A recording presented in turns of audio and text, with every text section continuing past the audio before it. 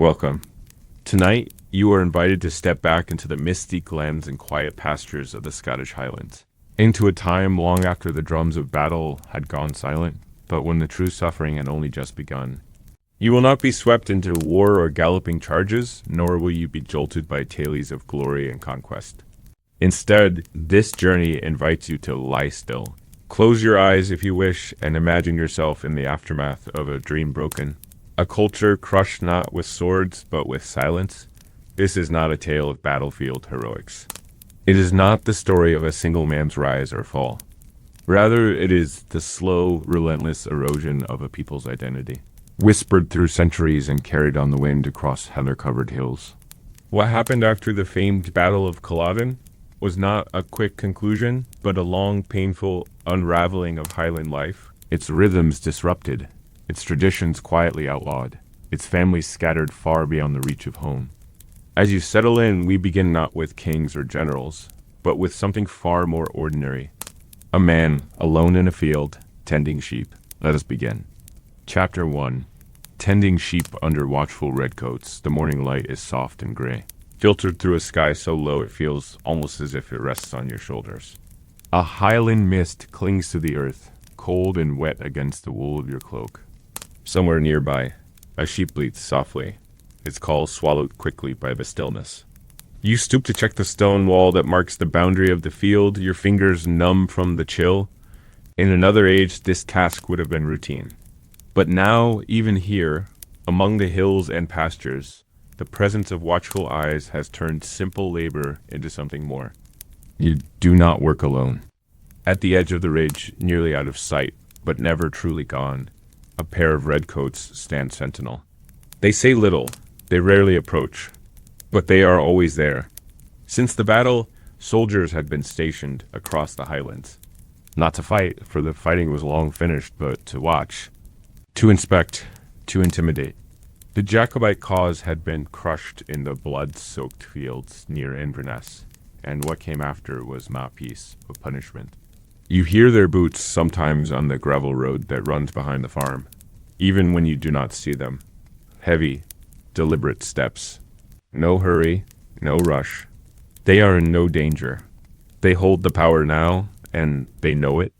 Their coats, bright red against the muted earth, are as much a warning as a uniform. For many Highlanders, the only response was silence. Words became a liability. Gaelic, the mother tongue of the hills, was frowned upon, sometimes punished. Men kept their heads down, their voices low. They dressed in plain browns and grays. The tartan was banned, and with it, the color and flair of the old clan identities. The kilt, once everyday wear, now marked a man as a rebel. So you watch your sheep, you mend the walls. You tend to the ground not because it brings joy, but because it keeps you rooted. It keeps you from drawing notice. And in this new world, being invisible is its own kind of safety. It is a strange thing to live where your ancestors thrived and yet feel like a trespasser. The mountains are unchanged, the glens still echo with the cries of curlew and grouse, but the meaning of the land has shifted. Fields that once belonged to your clan are now under the control of crown-appointed factors. The laird is gone, or perhaps worse, he remains, but has sworn loyalty to London. Either way, loyalty has become a currency, and yours is worth less with every passing season. You meet neighbors in the field sometimes. They speak in coded phrases, never quite naming the past. A nod to Culloden is made with a gesture toward the east. A mention of the prince is just that. The prince. No need for more. Everyone knows who you mean. There are stories of searches, of soldiers entering homes, looking for weapons, for tartans, for any sign of rebellion. Even old portraits are said to have been burned. You begin to think in terms of quiet resistance. A song hummed beneath your breath. A stone placed on a certain part of a cairn. A bundle of herbs hidden where the old healer once lived. Some families have already left. Not far, just to the lowlands or to the coast, hoping for work in the cities. Some whisper of ships sailing west, taking Highlanders to strange lands. Canada, Carolina. Words spoken with uncertainty and fear, but you remain. For now, the land is still yours. It may be leased, taxed, and threatened, but it still holds the bones of your people. It still holds your memories. In the evenings, when the wind falls still, you sometimes walk along the ridge. There is a tree there, bent sideways from years of storms, clinging to the rock like a stubborn prayer. From this height, you can see across the glen. Smoke rises from a few crofts. Lanterns flicker in windows. Life goes on, even under watch. And as you look out across the hills, the redcoats still visible in the distance, you feel something you cannot quite name. Not hope, not yet, but not surrender either. Something quieter. A decision, perhaps, to endure. To wait, to remember. This was not the life you chose, but it is the life you have. And each day you tend your sheep. Each day you keep your head low, but your spirit upright. You reclaim a little what was lost. In this landscape of control and quiet resistance, survival becomes its own kind of rebellion. And in the stillness of the highlands, under gray skies and watchful eyes, the story continues. Chapter 2. The Fall of Bonnie Prince Charlie. The story of Charles Edward Stuart often begins like something out of a tale told by firelight. A prince born in exile, raised in Rome beneath painted ceilings and the weight of ancestral memory. His grandfather had lost the English throne generations earlier, and his father, the old pretender, had failed to reclaim it. But Charles, young, handsome, and impossibly confident, believed he could succeed where the others had not. He was, by all appearances, born to lead a rebellion. He arrived in Scotland in the summer of 1745 with little more than a handful of companions, a crate of French pistols, and the belief that the Highland clans would rise for him. Many did, not all but enough to set the glens and lochs ablaze with rumor and purpose. Men took up their broadswords. Pipes echoed across moors that had been silent too long. Charles traveled under a banner stitched with the Latin phrase tandem triumphans, meaning triumphant at last. It was a promise, one he seemed determined to fulfill. The Jacobite army swept southward with startling speed. They took Edinburgh with ease. The prince rode into the city in full Highland dress, surrounded by pipers and flanked by Highland chiefs. To many who watched, it must have felt as though time had bent backward. For a moment, it truly seemed that the Stuarts might return to power. At Prestonpans, just outside Edinburgh, the Jacobites crushed government forces in a single morning. Highlanders charged with such fury that entire British lines buckled and broke. It was a stunning victory, but success bred confidence, and confidence bred missteps. The army pushed south all the way into England to Derby. Panic rippled through London. The royal family prepared escape routes, but behind the scenes, reality was already shifting. The English Jacobites Charles had counted on did not rise. French reinforcements never arrived. His commanders argued among themselves. The Highlanders, loyal as they were, had begun to grow uneasy so far from home. At Derby, just over 100 miles from London, the decision was made to turn back. It was a quiet collapse, not a dramatic one. No decisive battle, no fiery speech. Just a retreat, slow and cold, back through the north. The prince's confidence began to harden into something more brittle. As they marched back into Scotland, he struggled to maintain authority. Some clans, exhausted and skeptical, began to drift away. Others remained loyal, but the mood had changed. The dream was dimming. By the spring of 1746, the rebellion's final act was near. The Jacobite army made camp near Inverness, a stretch of moor called Culloden. Charles chose the ground against the advice of his generals. It was flat, open, ill-suited to Highland charges. Still, they dug in. The night before the battle, the Jacobites attempted a surprise attack on the government camp. It failed. Exhausted and hungry, they returned to their lines, only to be woken again at dawn by the sound of approaching troops. The government army, led by the Duke of Cumberland, was well-fed, well-trained, and far better armed. What followed was not a battle, but a rout. The Highlanders charged, as they always had, but the field betrayed them. Mud dragged at their feet. Cannon fire tore into their lines. Muskets cracked in relentless volleys. The Jacobite army collapsed in less than an hour.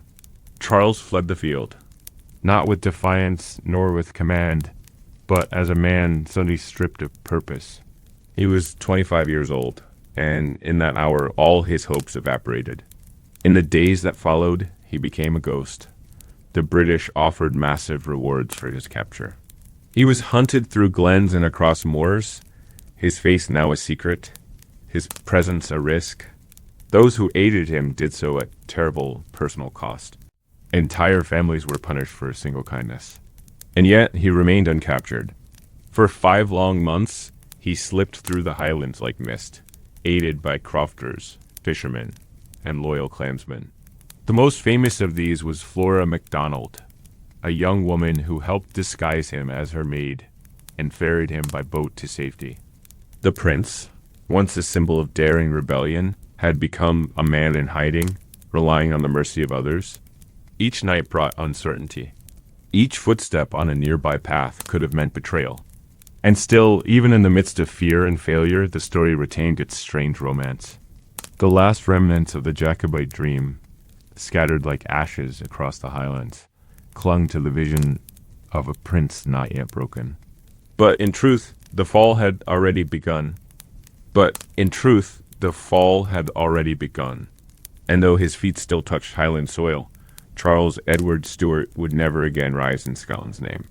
As the seasons turned, the prince who once rode triumphantly into Edinburgh now picked his way through bogs and bracken, sleeping in barns, caves, and makeshift shelters. His health deteriorated, his spirit frayed, and yet he endured, carried forward by the stubborn loyalty of those who still believed in something lost. Flora MacDonald's aid became the stuff of legend, but hers was not the only act of courage. At first, he was a symbol of resistance, a romantic figure who had dared to challenge the British crown. But over time, admiration faded. The French monarchy, eager to avoid provoking Britain further, withdrew their support. His status shifted from guest to embarrassment. Countless Highlanders, many now anonymous to history, sheltered the prince, misdirected the redcoats, or offered him food from their meager stores. His final years had been marked by illness, estrangement, and regret. His body was laid to rest in the crypt of St. Peter's Basilica beside his father and brother, under marble inscriptions that bore the weight of ambition never fulfilled. The ship slipped out of Loch nan Uam under cover of darkness in September 1746. Rain lashed the deck. Wind howled across the water. His portrait, hidden during the years of Prohibition, resurfaced in cottages and taverns. Songs remembered the Jacobite charge, the flight through the heather, the prince in disguise. It was about betrayal and courage, about the loss of an old way of life. His rise and fall mirrored their own. Not in the courts of Europe, but in the hush of Highland evenings, where the hills keep secrets and the wind carries old names. His fall was not just his own. It was the beginning of a slow dismantling of an entire world. And the prince who once stirred a nation found himself not crowned, but chased. Not victorious, but vanished. His decisions at Culloden, his inflexible pride, and his lack of military understanding all contributed to the disaster that followed. He was not simply a hero or a villain, but a man shaped by pressure, legacy, and illusion. For every verse that praises his charm, there is another that curses the consequences of his ambition. Thousands died not just for a dream, but for a plan poorly executed. After Culloden, retribution was swift and brutal. Villages were burned, families shattered. The cost was not paid by Charles. It was paid by those who had followed him into the storm. He had come full of hope and left in silence, and in between, he had lit a flame that refused to die. No matter how fiercely the wind blew, he became not just a man, but a myth. The prince stood at the stern and watched Scotland disappear into the mist. He would never return. They risked execution for these acts, and many paid the price. The cause was remembered in toasts, in secret gatherings, in wistful songs sung softly by firelight. But the dream of a Stuart restoration faded year. By the time Charles reached middle age, even he seemed to understand that the cause had passed into legend. But in doing so, they preserved not just a man, but the dying ember of a cause. He drank more heavily. His moods darkened. He fought bitterly with allies, lovers, and family. His promises of a second rising never materialized. Attempts to rally support in Spain, Italy, and Poland failed. Time eroded the vision he had carried with such passion. Eventually, after months of evasion and despair, Charles found passage aboard a French vessel. In France, Charles was welcomed with cautious ceremony. The man who had once roused Highlanders to battle became increasingly isolated. The Jacobite movement lived on, but it became quieter, more symbolic. In 1788, at the age of 67, Charles Edward Stuart died in Rome, but death did not end the story. In the Highlands, his name lived on. Children were named after him. And myths are resilient.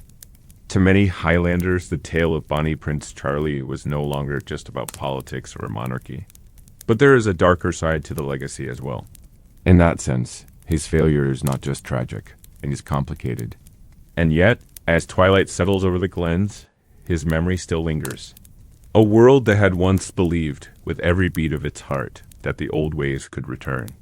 But history rarely grants such returns. It moves forward, quietly, relentlessly. The echo of his footsteps fades into the heather. The candle burns low. And the story turns its page. Chapter 3. The Flight Across the Heather. The hills were soaked with rain and silence. Clouds hung low across the glens, thick as wool, pressing down upon the land like a secret too heavy to share. His army defeated, his cause shattered. He was left to navigate a land that once cheered for his name, but now stood under the sharp eye of British soldiers. A price of £30,000 had been placed on his head, a fortune in any age. Yet not one Highlander betrayed him. Not the crofter who offered his barn for shelter, nor the widow who shared her meal, nor the fisherman who rowed him across black waters at midnight, and composer who agreed to help him escape from South Uist to the Isle of Skye. The boat creaked under the strain of every wave, and the men rowing kept their eyes forward, saying little. All of them knew that if the boat was intercepted, their lives would end on the spot, but they pressed on. Hours passed under a sky heavy with mist, the moon barely visible. Men and women who had lost sons and husbands at Culloden still opened their doors to the prince. Not because they believed the cause could be revived, but because they believed in honor. He spent time in a cave on the shores of Loch Nullam, a cramped and dripping shelter where waves crashed endlessly just beyond the entrance. But still, he endured, buoyed by the flicker of escape. The promise that somewhere, somehow, there was a ship that could carry him to safety. And even then, with every step he took further from the heart of Scotland, he must have felt the weight of what he was leaving behind. There he waited, sometimes for days, for word of a ship that might take him away. The Bonnie Prince was fading. What remained was a man walking quietly through a land that had once been his to claim. Messages were passed through coded signals, inked in sympathetic letters, or whispered by firelight. Hospitality was not just custom in the Highlands. It was sacred. To turn away a man in need, especially one of your own, was to betray something deeper than politics. When the Isle of Skye rose in the distance, it did not bring joy, only the next stage of running. Disguised as her maid, Charles was dressed in a coarse gown and a white cap. Still in disguise, he moved from house to house, always a half step ahead of danger. Some who met him during this time were struck by his calmness, his quiet dignity, even as he fled like a common outlaw. Others said he grew more introspective, less inclined to speak. His world had narrowed to survival. Streams swelled into rivers overnight. The prince's path curved through forests and across ridges where the wind tore at every seam of fabric. There was no clear route. Each choice was a gamble. Every horizon brought new uncertainty.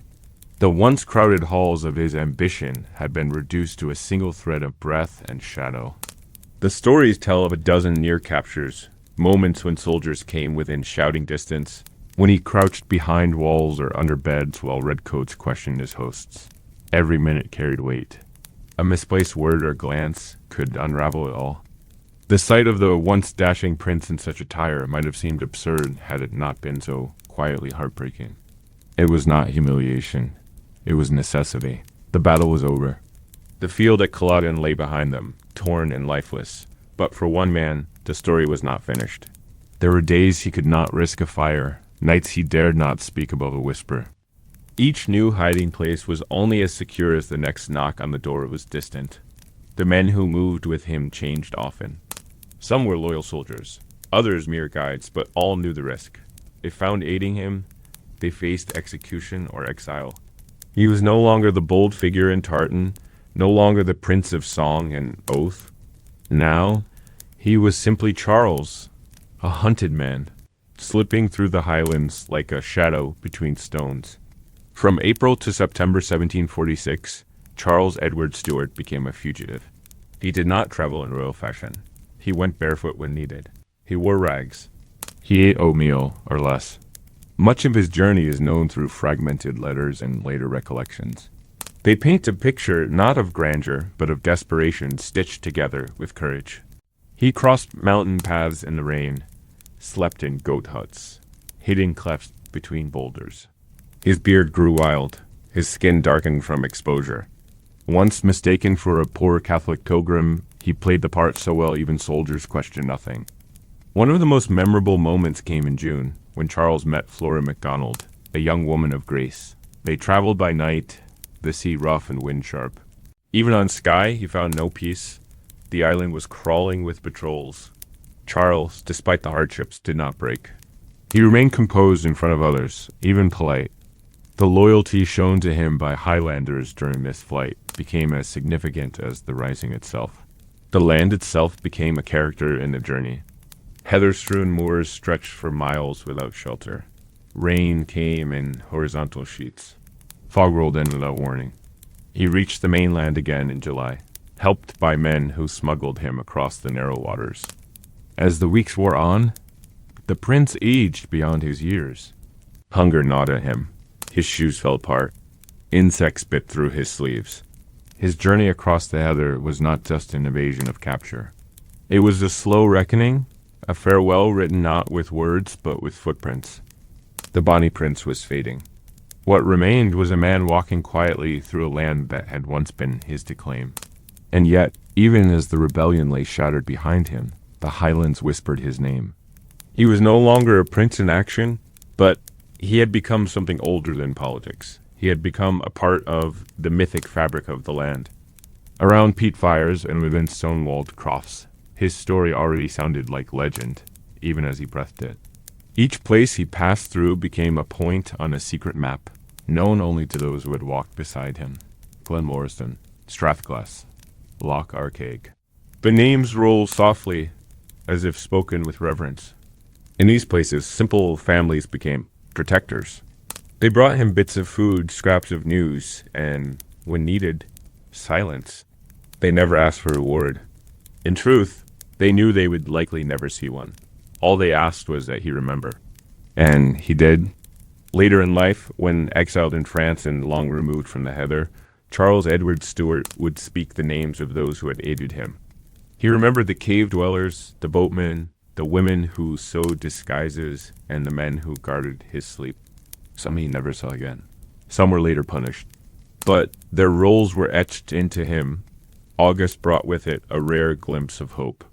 From the coast, word came that a French privateer might soon arrive. For days, Charles remained hidden near the edge of the sea, watching every gull and cresting wave, hoping for the sight of sails. When at last the ship arrived, cloaked in night, there was no ceremony. He boarded in silence. There were no speeches, no farewell embraces. He simply stepped onto the deck, soaked and unshaven, and disappeared into the darkness. The ship took him first to France, where exile awaited like a cold reception hall. For the people of the Highlands, his departure marked not just the end of a campaign, but the beginning of something worse. With Charles gone, vengeance was no longer postponed. British forces swept through the Highlands, enforcing their authority with ruthless precision. Homes were burned. Fields were trampled. Entire villages were emptied. The redcoat presence, once watchful, now became punitive. Soldiers were not just searching for the prince anymore. They were carrying out orders to dismantle the Highland way of life. Weapons were confiscated. Tartan was outlawed. Gaelic was suppressed. What had once been a cultural identity was now deemed rebellion in disguise. In the decades that followed, those who had helped Charles often spoke of his gentleness during the flight. They remembered not a demanding noble, but a tired, courteous man who thanked them even for the smallest kindness. He slept where he was told, ate what was given, and asked for nothing more than shelter from the wind. He laughed, sometimes, in quiet moments. There are stories of him humming low tunes or offering to mend torn clothing, gestures that made him feel less like a prince and more like a brother in hardship. Still, not all felt admiration. Some Highlanders, particularly those who had lost everything, grew bitter. They wondered if the prince had truly understood what he asked of them. He had come with fire and promise, but when the cause failed, they were the ones who suffered. His legacy, like so many in history, split between reverence and resentment. A noble heart, perhaps, but one wrapped in youthful arrogance. What no one could deny was the cost. The months Charles spent slipping across the Highlands changed the landscape forever. Not just geographically, but in spirit. The Jacobite Rising had begun as a political movement, but by the time it ended, it had become something far more fragile. A quiet devastation settled over the glens. Families no longer spoke of kings and crowns, but of lost brothers, vanished neighbors, and the sound of boots on gravel roads. Yet within this sorrow, something remarkable persisted. The story of Charles' escape, his transformation from royal to fugitive, became one of the most enduring narratives in Scottish folklore. Ballads emerged, sung low and slow, telling of the prince in a cloak of rags. The boat crossing under moonlight, the hidden paths only locals knew. His flight was remembered not for triumph, but for endurance. It became a tale of survival in a land that refused to forget. Some years later, visitors to the Highlands would be shown caves and stones and bent trees said to have sheltered him. Children were told to keep watch for the return of the rightful king. Even as the years stretched on and the world modernized, these echoes remained. They were not declarations of loyalty. They were memories, half believed, wholly felt. Charles himself changed as well. The fugitive prince hardened with time. He became more distant, more solitary. The weight of what he had lost settled over him like winter snow, cold and unshifting. Yet in private, when asked about those months among the heather, he was said to grow quiet. He did not speak often of the escape, but when he did, there was no bitterness. Only fatigue, and a strange sense of reverence for the people who had saved him. By the time the next generation grew, Charles Edward Stuart was no longer a man to most Scots. He was a figure in stories told at the edge of candlelight. His gown and cap disguise, his hiding place in the heather, the boat to Skye, these became the bones of a national myth. They lived in the spaces between songs, in the hush of long evenings, in the glint of stubborn pride behind tired eyes, and somewhere in the hills where he once walked barefoot and afraid. The wind still bends the heather, and the silence holds his name. Chapter 4. Banning of the kilt and Gaelic tongue. The wind blew steady over the hills, but it no longer carried the familiar snap of tartan in the air. The rich reds, greens, and blues once worn proudly by Highlanders had faded from sight. Not because the people had forgotten their colors, but because the government had demanded they forget. It began quietly, as most things meant to erase identity do. Notices were posted. Orders were issued. Then came the punishments. In 1746, mere months after the final Jacobite defeat, Parliament passed the Act of Proscription. On its face, it was a law meant to restore order. In truth, it was designed to break the Highland spirit. It stripped away more than just weapons. It forbade the clothing that had defined Highland culture for centuries. Kilts, belted plaids, and anything considered Highland dress became illegal. To wear such garments was to declare yourself a traitor. The punishment was harsh. For a first offense, 6 months in prison without bail. For a second, transportation to the colonies for 7 years. And so, slowly, the glens grew drab. The vibrancy of clan colors vanished, replaced by plain breeches and dull coats. The weavers who had once spent days at their looms crafting intricate patterns were left idle or forced to turn their skills toward English designs. It was more than a change in fashion. It was a dismantling of memory. Each thread of tartan carried stories, family lineage, regional history, quiet defiance. To remove it was to sever ties to ancestors, to silence pride. But the law went further still. It targeted the very words people spoke. The Gaelic language, already dismissed by lowland elites, came under increasing pressure. It was not formally banned, but it was deliberately pushed aside. English was declared the language of law, commerce, and instruction. Gaelic was deemed backward, even dangerous. Schools that had once taught Highland children in their native tongue were replaced or reformed. Ministers were instructed to preach in English. Gaelic Bibles were quietly removed. Families, unsure how to protect their children, began speaking less Gaelic at home. Some switched entirely, hoping to give their sons and daughters a better future. But the cost was felt with every silence.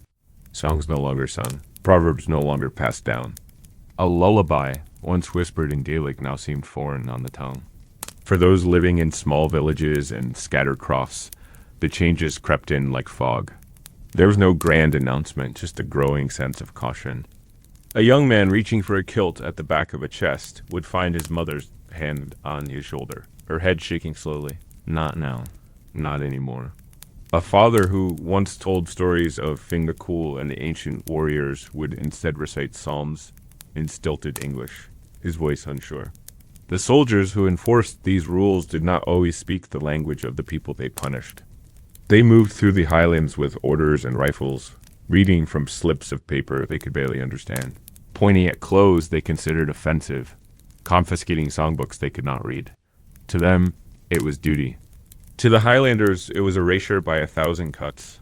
In the marketplaces, merchants no longer sold tartan openly. If you wanted such cloth, you had to ask in hushed tones, behind closed doors. The boldness of the clans was now reduced to secrecy. Even gatherings became suspect. A group of men playing the pipes or dancing a reel might be viewed not as neighbors enjoying an evening, but as potential rebels rekindling old flames. Some resisted quietly. A mother might still teach her children to count in Gaelic when no one was listening. A boy might tie a strip of forbidden cloth beneath his jacket, just to feel its texture against his skin. Old men whispered proverbs into the wind while gathering peat, but always there was the fear of being overheard. Trust, once freely given, became a rare currency. The churches, particularly those loyal to the established kirk, became tools of conformity. Ministers were appointed not for their knowledge of the local language or customs, but for their loyalty to crown and creed. They preached in tones unfamiliar to the ears of their congregants, offering comfort in words that felt cold. Attendance declined. Some worshipped at home, others simply stopped. Yet even in this, the Highland people adapted. They did not abandon their faith. They wove it into their lives in new ways, folding prayers into work songs, slipping verses into lullabies. Where the state tried to impose silence, they answered with subtle defiance. A hymn sung in Gaelic while threshing grain. A wedding vow spoken in the old tongue beneath the rustle of pine. The countryside itself bore witness to the change. Once, the sight of a man in full Highland dress moving across the moor had been as common as the call of grouse. Now, it startled the eye. Occasionally, an elder would wear a kilt indoors, when the doors were bolted and shutters closed. It wasn't just clothing, it was a farewell. A silent moment between a man and the memory of who he had been. Not all understood what was being lost. Some younger Highlanders, growing up under the new rules, could barely speak Gaelic. They knew only fragments of the tartans their fathers had worn. Their stories came filtered through English schoolmasters, their songs reworded, their prayers diluted. For them, the past was no longer a living tradition, but a set of odd habits held by their grandparents. And yet, despite it all, the language did not fully vanish. The tartan was not entirely destroyed. Beneath the surface, under the weight of laws and fear, the roots of Highland identity held firm. Buried but breathing, waiting for a time when the land would once again speak its true name. Buried but breathing, waiting for a time when the land would once again speak its true name. That was how many described the spirit of the Highlands during the long years after the Disarming Act and the Dress Act were passed.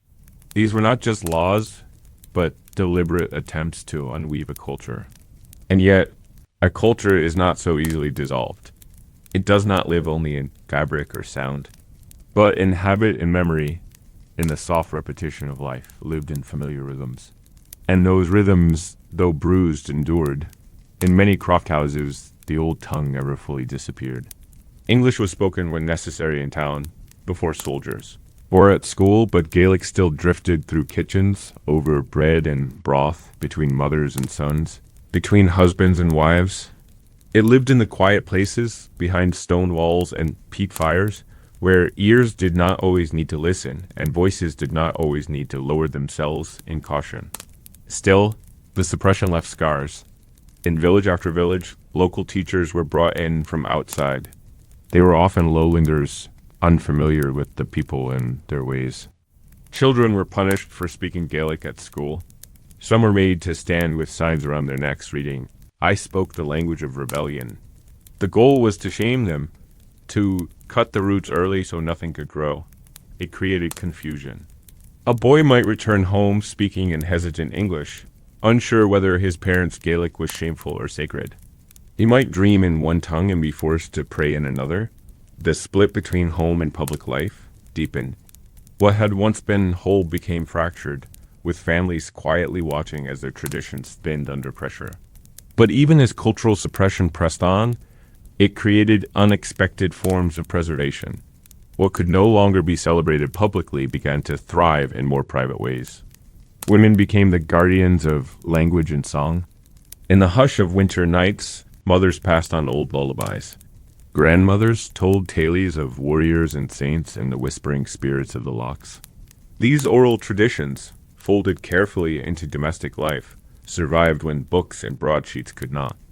And some acts of resistance were remarkably quiet. A family might still hide a cherished kilt in a wooden chest, wrapped in linen and tucked beneath the floorboards. A brooch once worn by a clan chief might be buried beneath the hearth, placed there not out of superstition, but as a promise to future generations. Men might gather under the pretense of repairing tools, only to share a dram of whiskey and sing songs their fathers had sung before them. These gatherings were not loud. They were not defiant in the way uprisings are, but they were steady, and steadiness in the face of erasure is its own kind of revolution. There were places where the laws held less weight. The remoter the village, the harder it became to police speech and dress. Soldiers rarely ventured into the high passes or the edges of the isles, where the terrain turned unruly, and the people more so. In these pockets, the past lived on more clearly. It was not celebrated with banners or trumpets, but it remained intact, if smaller. The ban on tartan lasted 36 years. When it was finally repealed in 1782, it did not spark a sudden return. Many had already been too changed, too removed. The young men who came of age during the ban had no memory of wearing the kilt daily. They had learned to pass unnoticed, to survive quietly. For them, the repeal was not a triumph, but a reminder of what had been taken. Some wore tartan again with caution, unsure if the freedom would last. Others wept when they touched the cloth, as if holding the memory of someone long thought dead. Slowly, in some parts of the Highlands, festivals began to return. Old songs were sung a little louder. Pipes, once considered a weapon of war, were played in public without fear. Yet the wound remained. A generation had been raised in silence, and silence, once learned, does not easily let go. One of the more curious twists came from those who had once enforced the ban. By the early 19th century, tartan was being romanticized by the very culture that had outlawed it. English poets, painters, and aristocrats began to speak of the Highlands as a land of noble savagery and timeless mystery. The kilt, once banned, was now worn by royalty. When King George IV visited Edinburgh in 1822, he donned Highland dress in a carefully orchestrated ceremony, prompting confusion and frustration among those who remembered how recently the same garb had condemned their fathers. The irony was sharp. What had been forbidden was now fashionable. What had been criminal was now collectible. The deeper truth was that the image being embraced was not the real Highland culture, but a version of it, dressed up and softened for outside eyes. Clan tartans, once a practical symbol of identity, were standardized into official patterns. Some had to be invented entirely. Gaelic, still fading in many regions, was ignored in favor of stagecraft and costume. But within the Highlands, real memory remained. The people who had endured the bans and survived the long years of quiet resistance did not forget. What had been stripped from them, they understood the difference between a costume and a legacy. And while the world beyond their glens might admire the tartan from a distance, they remembered what it had cost to wear it when it truly mattered. The revival of culture, then, was not merely a return, but a reconstruction. A balancing act between what had been lost and what could still be preserved. Some things had changed forever. The language had weakened. The songs had shifted. But not everything had vanished.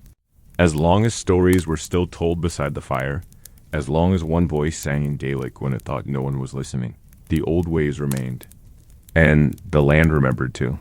In the wind through the birch trees, in the echo across the glen, in the footsteps on old stone paths, there lingered something older than any law.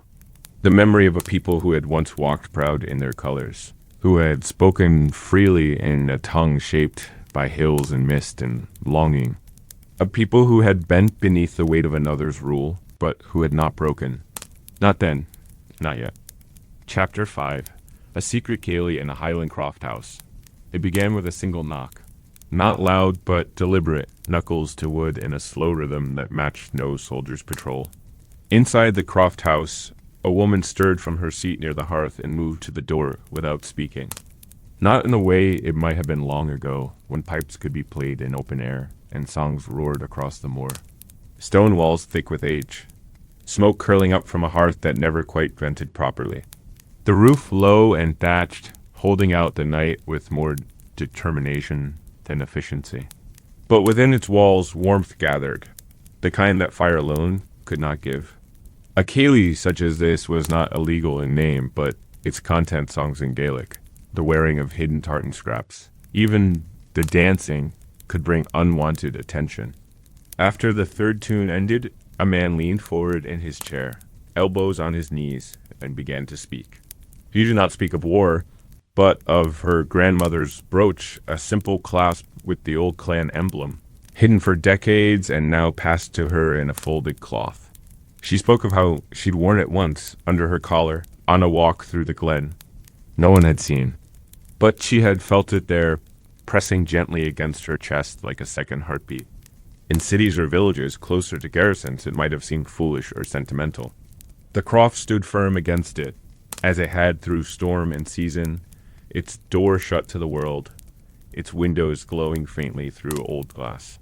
They had gathered not for spectacle, but for continuity. And if you did not, someone would come by with a knock and a glance that said more than words could. To link one evening to the next, one generation to another. To hold close the pieces that others had tried to scatter.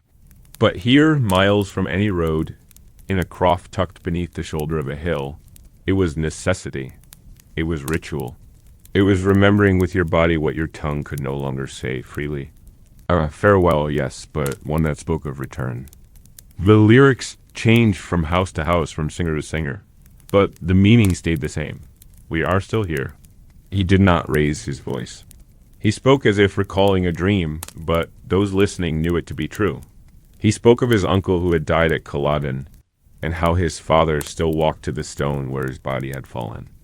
The rhythm built, not loud, never too fast, but enough to stir something that had long been kept quiet. The floorboards creaked, not in protest, but in agreement. The fire cracked like it, too. Remembered livelier times. In some parts of the Highlands, such meetings had been broken up by soldiers, instruments smashed, men taken for questioning. Word had spread, and with it came caution. But caution did not cancel yearning. The kind built from presence, from trust, from knowing who would come and who would stay silent if asked. This was a ceilidh conducted in whispers, not shouts. But it was a ceilidh nonetheless, a meeting of music, of memory, of shared breath in a place where the old ways refused to fully die. Their eyes fluttered, their limbs tucked under plaid blankets brought out from hiding only for these nights. They did not yet understand the full weight of what was being shared, but they knew it mattered. The room was too still, the air too full of meaning, for it to be otherwise. The man who played it had once been known for his reels, quick and sharp. Now he moved with restraint, letting the notes rise and fall like breath, coaxing out melodies that felt as old as the stones beneath their feet. A reel would come later, maybe, if the mood turned lighter. For now, the music stayed soft, slow, songs of farewell, of waiting, of silence carried too long. She opened it only slightly, enough to let in the cold and the face of a man she recognized. No words were exchanged, just a nod. Then another knock followed moments later, and another. A woman in the corner, her hands folded on her lap, let out a quiet tune barely above the crackle of the fire. Others joined, layering their voices not in harmony, but in shared recollection. There were no lyrics, only sound, shaped by loss and tenderness. It was not the sort of music that drew applause, but the kind that rooted you in place. As if your bones could remember something your mind had forgotten. One by one, neighbors stepped through the low doorway, shaking off rain, stamping the peat from their boots, eyes casting soft glances toward the back of the house where children slept under wool blankets. It was not a gathering meant for celebration. The Croft house was small, like most in the Highlands. The first song did not begin with instruments. It began with a hum, then came the fiddle, one brought hidden beneath a coat, string still worn from use. Those gathered sat close not only for warmth, but for safety. This night, like others before it, carried more than music, carried stories. Another woman added her voice. Children, half awake, listened from the back of the room. Eventually, someone rose to dance. Slowly at first, without fanfare, a shuffle of feet, a sway of shoulders. Another joined and another. They called this kind of dancing a ghost reel performed, softly, with light steps in case someone passed by outside. Outside, the wind shifted. It carried the smell of peat and salt from the sea, winding through heather and stone. Inside, the ceilidh continued. Another song, another story. Another shared silence after the music where no one spoke because no one needed to. These nights were not announced. There were no invitations. You simply knew when the time was right. And always before the last embers cooled, someone would rise and sing the final tune. We are still here. That phrase, softly sung near the dying fire, echoed louder than any battle cry. It lingered in the air as the final notes faded, hanging above the bowed heads and clasped hands of those gathered. Outside, the night pressed close against the stone walls, but inside, something else held fast. A flicker of defiance wrapped not in anger, but in remembrance. The familiar shapes of hills and heather re-emerged, not softened, but sharpened by shadow. The guests slipped out in pairs, careful not to let the door creak or the peat fire flare too high with the sudden gust. They were not just about entertainment. They were ceremonies of continuity, affirmations that even under the weight of foreign rule and cultural repression, a people could hold on to themselves. Some were never interrupted. Others were raided, their hosts fined or imprisoned. Still others ended in swift silence, the fear of exposure too great to overcome. But always somewhere, a ceilidh carried on. If not this week, then the next. If not here, then there. The spirit moved like wind across the moors, impossible to pin down, but always felt. What had once been whispered became spoken. What had been secret became shared. Not everywhere, not all at once. There had been something sacred in those quiet nights, in the way songs were handed like heirlooms, in the hush that fell when a tale reached its end. With freedom came crowds. Ceilidhs grew larger, louder. Tourists came to watch. Stages were built. Programs printed, and though the spirit remained, it was no longer quite the same. But the fear that had long coiled around the music began to unwind. Pipers played in public again. Fiddlers competed openly. Dancers stepped into daylight, not by shouting, but by gathering. Not through force, but through presence. A farewell might be offered with a nod, a hand briefly rested on a shoulder, or a whispered phrase in Gaelic. A cold night, a glowing hearth, A song that rose not for applause, but because someone needed to sing it. In that room, no one had asked who you were or what you had. They had only asked, can you share something of yourself? A tune, a tale, a piece of who you had been, who you still were, despite it all. They had spoken so little of the laws, of the punishments, of the names on lists, but everyone knew. Everyone understood. Others were laments, sung for lost fathers and sons, for homes turned to ash, for rivers now crossed only in memory. And then there were the reels and jigs, fast and flickering like candlelight. Moments of laughter that reminded everyone they were still alive, still capable of joy, even when joy was rationed. And it was not the kind of rebellion that would be written about in ledgers or feared by governments. During the day, she worked under the gaze of strangers. Her speech was watched. Her clothing was plain, her walk cautious. Young men left the highlands in growing numbers, seeking work in cities, on ships, in other lands. With them went songs and stories, altered by distance, but never forgotten. Sealids were held in Glasgow flats, in Nova Scotian kitchens, even in the dirt-floored churches of rural Australia. They carried the old tunes, sometimes bent to new melodies, but always rooted in the same soil. But at the ceilidh, she stood straighter, her tongue loosened. Her feet remembered dances learned before she ever learned to read. She said it made her feel like a girl again for an hour or two, and that, she added with a smile, was no small thing.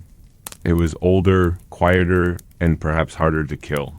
As the last song ended, no one applauded. No one needed to. The silence that followed was not empty, but full. Around the hearth, men and women sat still, their eyes reflecting the low orange glow of coals, their bodies warmed by something deeper than fire.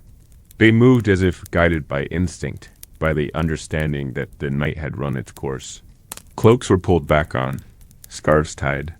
A man retrieved his fiddle and wrapped it again in coarse cloth, not to protect it from damage, but from being seen.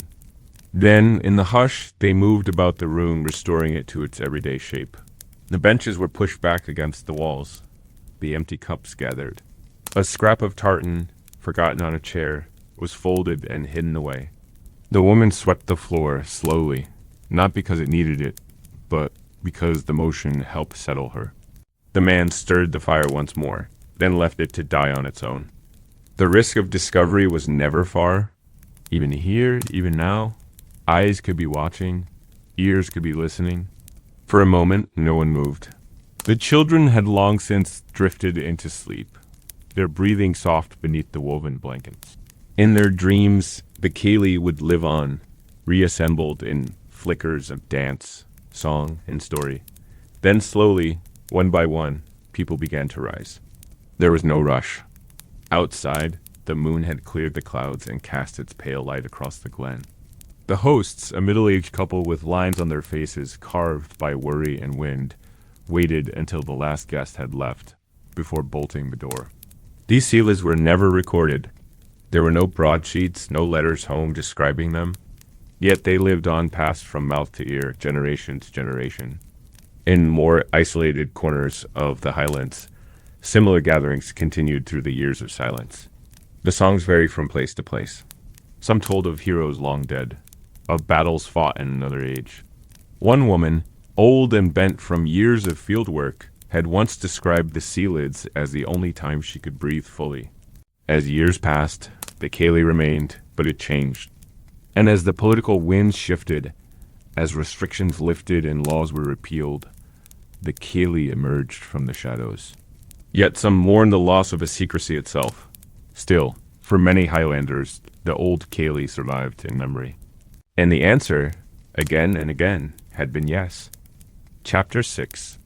Confiscated lands, broken clans. The land had always been more than soil to a Highlander. It was inheritance. It was memory. It was family written across hills, burns, and stones. It held the stories of births and deaths, of weddings beside lochs and battles on ridges. Every crag and glen had a name, and every name had a history.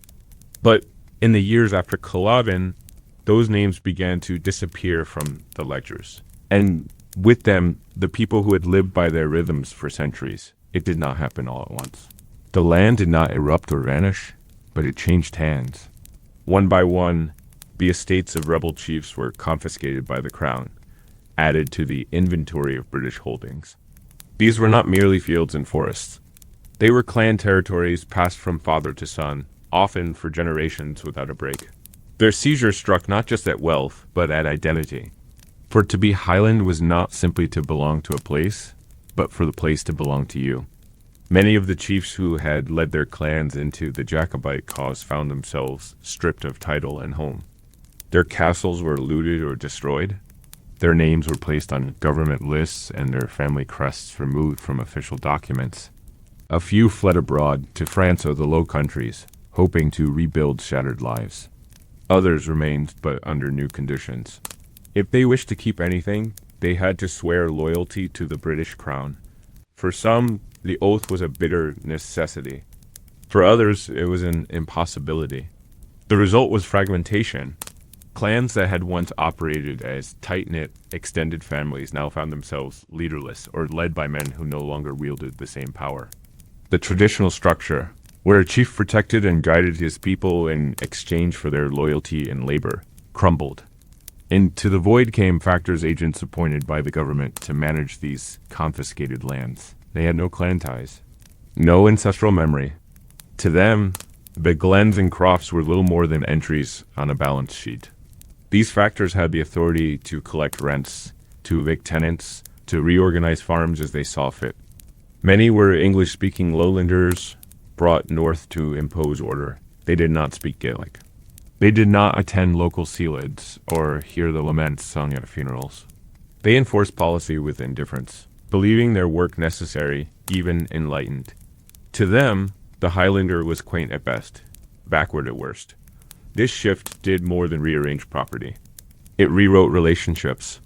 A man who had once called his chief by name now answered to an overseer he had never met. Rent, once symbolic of loyalty, became a burden measured in coin. Failure to pay meant eviction, not understanding.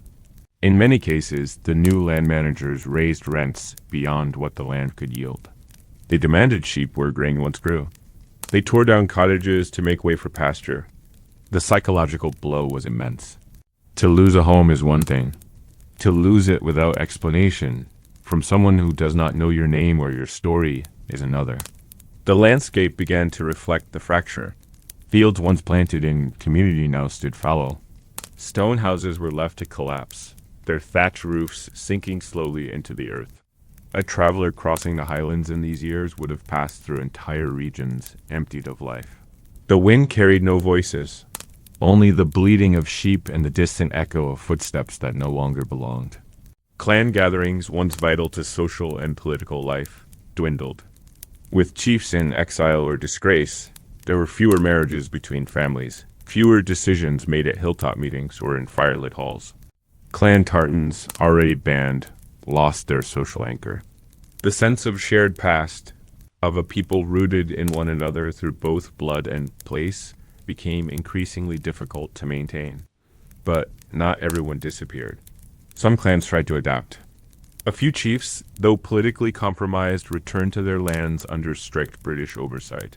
They urged their people to modernize, to take up lowland farming practices, to educate their children in English. This saved some estates, but created internal divisions. Was it preservation or betrayal? Could one still be a Highlander while bending to new rule? There were no clear answers. A particularly painful shift came in the role of younger sons. In older times, a laird's second or third son might have expected a role within the clan managing cattle, defending borders, tending to disputes. Now, there were fewer borders to defend. The cattle were gone. Disputes were settled in courts far from the glens. Many young men left, not in anger, but in aimlessness. Some drifted to Glasgow, others boarded ships to the Americas. They carried fragments of identity in their satchels, a piece of tartan, a lock of hair, a Bible page marked in Gaelic, but not enough to rebuild what they had left. Women, too, found their roles altered. Once central figures in clan households, managing estates and preserving tradition, they now lived under increasing pressure. Many were widows of the Rising or of the reprisals that followed. Others saw their sons conscripted or enticed into British service, promised pay and land in far-off colonies. Some women became caretakers of dying customs, teaching lullabies and legends in secret, while trying to protect their families from eviction. What was perhaps most jarring was how quickly the land forgot those who had once defined it. A glen that had echoed with a clan's name for centuries might now be known by an English title, mapped by surveyors who gave it new labels. These names, written in clean ink on government papers, erased the oral stories passed down for generations. No stone was turned, no monument built, but the change was felt in every footprint unrecognized. And through it all, the Highland people endured, not untouched, not whole, but enduring still. And through it all, the Highland people endured, not untouched, not whole, but enduring still. What the confiscation of land had failed to fully erase was a deeper truth, one not written in parchment or bound by borders. Elder clansmen still walked boundary lines at sunrise, not because they held legal authority, but because the ritual meant something. Cattle were still blessed before calving. Fields were still named for long-dead ancestors. They spoke of changes in management, adjustments in boundaries, intentions to improve the estate. Even places where the chiefs were long gone, families spoke of them with a mixture of reverence and distance. Some exiled chiefs tried to reclaim their place through letters of apology, by funding local schools or sending food during times of famine. Military forts dotted the landscape, not only for defense, but to make presence known. To the Highlander, it was kin. When a field was lost, it was not just income. It was the place where a mother had died, where a child had learned to walk, where a wedding had been celebrated with singing until dawn. When he died, his only request was that a handful of heather be buried with him, taken from the last place he saw before being evicted. They kept the pulse of the Highlands alive, even as the external structures of clan life crumbled. His son, who had never seen the Highlands himself, made the journey, walking miles to find a patch of land unmarked by fence or sign. They were welcomed at festivals, asked to speak at church dedications. The great clans of old still lived in the rusted brooches passed down in drawers, in the ruined keeps atop windy knolls, in the names etched on stones half buried in moss. But they no longer ruled, and their people no longer lived under the old laws. Their titles held nostalgia more than power, but their presence mattered.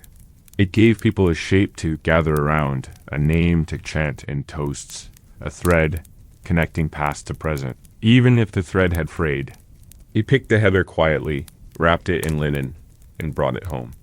These were not assets on a ledger. They were memories made real in soil and stone. A stubborn memory. A sense of where one came from, even when forced to live elsewhere. A loyalty not to a chief in power, but to the idea that something had once existed whole, dignified, and shared, and that it might, in some form, be carried forward. The message was quiet but clear. This land belongs to the crown now. You live here because it allows you to. It was not the same as leading from the front, sword at hip, but it was something. These gestures mattered to those who still hoped the old structure could be remade not identical, but at least familiar. The relationship had changed. It was no longer personal, no longer one of mutual care and shared hardship, but it was remembered. These words rarely meant good news. More often, they meant consolidation. A dozen small tenant holdings turned into one large sheep run, a buyer demolished to make space for new pasture. Whole families were given weeks or days to leave. Where would they go? Some crowded into neighboring glens. Others made their way to the coast. In Glasgow and Greenock, Highland men who found work on the docks spoke of the glens with reverence. They sang in Gaelic when drunk and cried in their sleep when no one was listening. Some saved every coin they could, hoping to buy back a piece of their family's land. Others tried to recreate Highland life in tenement neighborhoods, gathering for shared meals, teaching their children old prayers, naming them after places they would never see. A few dared the cities, where smoke replaced mist and factory bells replaced birdsong. Children still heard bedtime tales of fairy glens and warrior queens, even as their parents tried to prepare them for a world shaped by distant governments and strange courts. It lived in habit and ritual. In the way a person touched the soil when planting potatoes or paused at a stream known to carry stories. Even under forced tenancy and rising rents, the bond between the people and their land never truly broke. It only changed form. There were those who tried to hold the old ways together, though they did so in quieter tones. Among the people, there lingered an aching uncertainty. They watched the land become property rather than place. What had once been protected as sacred ground was now measured in pounds and shillings. Tenants lived on edge, uncertain whether a missed payment or a new order from Edinburgh would send them packing. Crofts, once passed down through kin, were now subject to leases, renewals, inspections, and always behind it, the quiet suspicion that none of it was truly theirs anymore. Letters began to arrive, written in formal language and carried by men in uniforms or waxed coats. Still, the clan name was not forgotten. It persisted in old songs and carved stones, in the way people introduced themselves, placing their lineage before their trade. In rare cases, the clan bond took a new form. Meanwhile, the British administration pressed its advantage. Maps were redrawn, roads were built. And yet, the crown never fully understood the depth of what it had disturbed. Land to them was territory. Even among those who left, the loss never quite faded. One such man, a former tenant of Glen Affric, worked in a foundry for 20 years. Stories like his were not rare. They flowed beneath the surface of official history, unrecorded in government books, but passed from voice to voice like offerings. In time, some chiefs returned, not as rulers, but as ceremonial figures. The Highlands, once defined by fierce independence and communal loyalty, were now a patchwork of adaptation.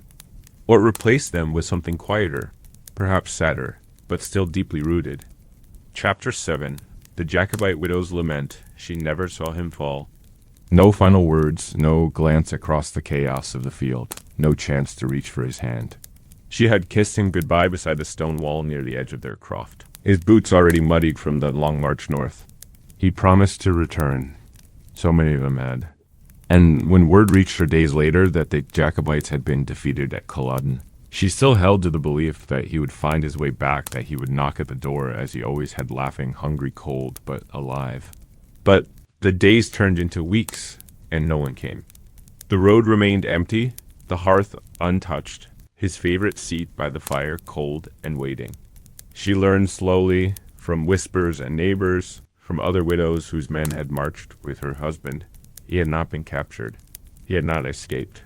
He had simply disappeared in the chaos, swallowed by the moor, by the smoke, by the silence that follows slaughter. They had been married 5 years. Not long by the reckoning of time, but long enough to know each other's moods, to share the rhythm of life carved by seasons and hardship. They had no children yet. Just the sheep, the field behind the croft, and a shared hope that better times were coming. That the prince's return would mean land restored, rents lowered, pride returned. But all of that hope had vanished in the heather along with him. She became what many women in the Highlands became after Culloden, a widow with no grave to tend. There was no body to mourn, no stone to mark his passing. Only a name spoken softer with each season, until even the wind began to mispronounce it. She kept his coat folded on the shelf. His boots remained by the door for nearly a year, untouched, as if he might still need them. And every morning she walked the ridge near their home, eyes scanning the horizon, not expecting but still searching. Around her, the village emptied. Some families left in the night, carrying what they could on their backs or in borrowed carts. Others were pushed out, evicted by new factors who did not care that husbands had died for a cause now declared treason. The land no longer waited for mourning. It demanded payment, labor, loyalty, and so she adapted. She took in sewing, mended nets, helped birth lambs, anything to hold her place on the land they had once called theirs. The women like her became the keepers of memory. The men were gone dead, imprisoned, scattered. But the widows remembered. They remembered how their husbands had stood in line outside the kirk before marching south. How they had sung at night when they thought no one listened. How they had left not out of bloodlust, but out of duty, out of belief that something better could be made. At Sealids, when they were still held in secret, she sang laments. Her voice was not strong, but it was true. The songs were old, older than the rising, but they carried the grief well. She did not cry when she sang. She poured sorrow into the notes, each one a thread in the tapestry of her loss. The others listened with lowered eyes, not because they pitied her, but because they felt the same weight. There was a particular line she always returned to, spoken in Gaelic, but roughly meaning, "Though the fire is cold, I tend it still." It spoke of waiting, not with hope, but with duty. Of carrying on even when nothing remained to be carried. It was not a heroic image, no battle, no speech, just the quiet work of survival. Sometimes she would visit the moor. Not often. It was a long walk, and the path was known to be watched. But once each year, around the time he had left, she made the journey. She never brought flowers, only a ribbon, the last piece of his clam tartan, hidden away since the ban. She would kneel among the gorse and grass, place it on a stone, and let it be carried by the wind. Some years it was gone in moments. Others it stayed, flapping like a flag no longer recognized. She wasn't the only one. Other women came too, some younger, some old enough to have lost sons as well as husbands. They didn't speak much to each other. There were no formal rites, just the presence of shared grief, quiet as the hills. Back in the village, life moved on without waiting for closure. Children grew, mother's age. The redcoats left eventually, replaced by taxes and papers and unfamiliar names on deeds. The language of loss shifted from speech to posture. People stood differently. They looked away more often. The songs grew shorter. And yet, the widow continued. She did not remarry. Not because it was forbidden, but because she had no desire to rebuild what had been destroyed. She had loved once deeply, and that had been enough. Her days were filled with labor, and her nights with memory. Some called her the stone woman, not for her coldness, but for her steadiness. The way she held up under time, unmoved, unbroken. Children would sometimes visit her, drawn by the hush of her cottage, the smell of peat smoke and heather. She would tell them stories, not of war, but of the man who had once lifted them onto his shoulders, who had sung them silly songs in a voice far too rough for lullabies. She never spoke of the battle, only of the life that came before. In this way, she kept them alive, not in legend, not in myth, but in the tiny, truthful recollections of daily life. How he liked his porridge thick. How he always knocked twice, then once more, when he came home. How he would pause before entering a room, as if measuring its silence before he disturbed it. She knew the world was changing. That new song for being sung, that tartan was worn again, though now more for tourists than tradition. But she did not begrudge the change. The past could not be restored, only remembered. And she remembered, not in speeches or weeping, not in embroidered banners or family crests, but in the gentle repetition of daily acts. She still made bannocks the way her mother had taught her, kneading the dough on the same wooden board her husband had carved. She still hung washed clothes on the same line he had strung between two stones behind the house. She still walked to the well every morning with his name in her mind, as steady as the rhythm of her boots on the earth. Memory, for her, had never been grand or loud. It was a living thing, watered by routine and kept warm by work. The world around her had changed. Soldiers no longer patrolled the road. The new generation spoke less Gaelic. Some didn't understand her fully when she used the old phrases, but she kept speaking them anyway. If not for them, then for herself. Each word a thread connecting her to a time when her name had been spoken with joy. When her house had held two shadows instead of one. Every few years, someone would come to speak with her students. Ministers, distant relatives, even a lowland official once, collecting information on local customs. They asked about the rising, about the Jacobite cause, about the clans and the laws that had followed. She always answered plainly, with facts when she could remember them, and silences when she couldn't. But when they asked about her husband, her voice would pause. Not from grief, but from something deeper, as if in naming him to a stranger, she might somehow reduce him to less than he had been. To her, He was not a rebel or a casualty. He was the man who carved their initials into the tree behind the croft, who danced barefoot with her one summer night under a sky so full of stars it made her laugh, who returned late from the fields with his hands scratched and his face sunburnt, but always smiling, always proud of the work they did together. That was who he had been. Not a name on a list, not a statistic of the failed cause, but a full life interrupted. And so she kept him alive in quiet ways. She lit a candle on the anniversary of the day he left. She kept his old knife on the windowsill, though it had rusted years ago.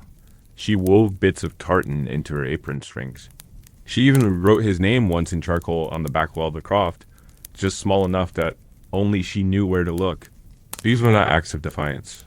They were acts of love folded into the corners of her life where they could not be taken from her. In time, people began calling her a keeper of stories. Younger women came to her with questions. What was it like before the rising? What songs did their mothers sing? What did the land look like before the roads and fences and new stone houses arrived? And she told them, always honestly, always without embellishment.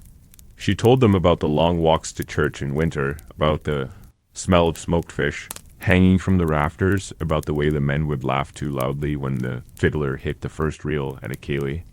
But she also told them about the loss, about the silence that followed Culloden, about the homes burned, about the fear in the eyes of children when they saw redcoats approach. She told them how quickly loyalty had been criminalized, how easily tradition had become danger. She did not ask them to be angry, only to remember. In her final years, the world became quieter still. Her friends had passed. The children she once held on her knee were grown and living in places she could barely pronounce. The village around her had changed. The crofts stood farther apart. The new minister came from Edinburgh and did not know the old songs. The market sold fabrics from England. Few people wore the old wool anymore, and yet the hills remained. The sky still broke open each morning with that strange northern light, thin and silver. The birds still circled above the same trees. And the land, which had seen so much taken from it, still seemed to hum with everything that had once been. She died quietly in spring, after planting potatoes and folding laundry. There was no illness, no drama, just a soft fading, as if she had been waiting for the right moment. Her neighbors found her seated in her chair by the window, hands resting in her lap, the fire still warm. On the table beside her was a small piece of cloth blue and green and black, worn soft with age, a ribbon of her husband's tartan. Her funeral was simple, a wooden box carried by neighbors, a few prayers spoken in both tongues. No grand procession, no stone monument, just a small marker placed beneath the rowan tree behind the house, her name carved with care. Below it, a single line from her favorite song, the one she always sang at Sealands. The fire's cold, but I tend it still. And tend it she had through years of grief and change, of silence and remembrance. Through hardship that did not break her, only reshaped her into something solid and strong. She had not marched in any army. She had not written any manifesto. But she had kept alive the heartbeat of a world that others had tried to bury. In the stories she told, in the songs she passed on, in the simple fact of her endurance, she had preserved what it meant to belong to a land, to a people, to a memory. And though her house would one day fall to ruin, and her name fade from common use, the echo of her life would remain in the folds of tartan, in the hush of old songs, and in the whispered prayers of those who, like her, remembered. Chapter 8. The clearances begin segment 1. It started with a notice, printed in cold, formal English and nailed to the church door where no one could ignore it. The lettering was crisp, the seal unmistakable, and the words left little to interpretation. All tenants on the eastern slope of the estate were to vacate by Michaelmas. No compensation would be given. Failure to comply would result in legal action. It was signed not by a man they knew, not by a neighbor or clan chief, but by an agent sent from the lowlands, appointed by a landlord who hadn't set foot in the Highlands in 20 years. The father had fought in the British Army, returned home lame, and built his house with his own hands. He showed the agent his discharge papers, his rent receipts. The Bible where his children's names were recorded beside their birth dates, none of it mattered. The agent shrugged and gestured toward the cart they were to fill. Anything left behind would be burned. The man wept in front of his children, not from fear, but from the sudden understanding that everything he had built could be taken in an afternoon. At first, there was disbelief. The families who lived on that slope had been there for generations.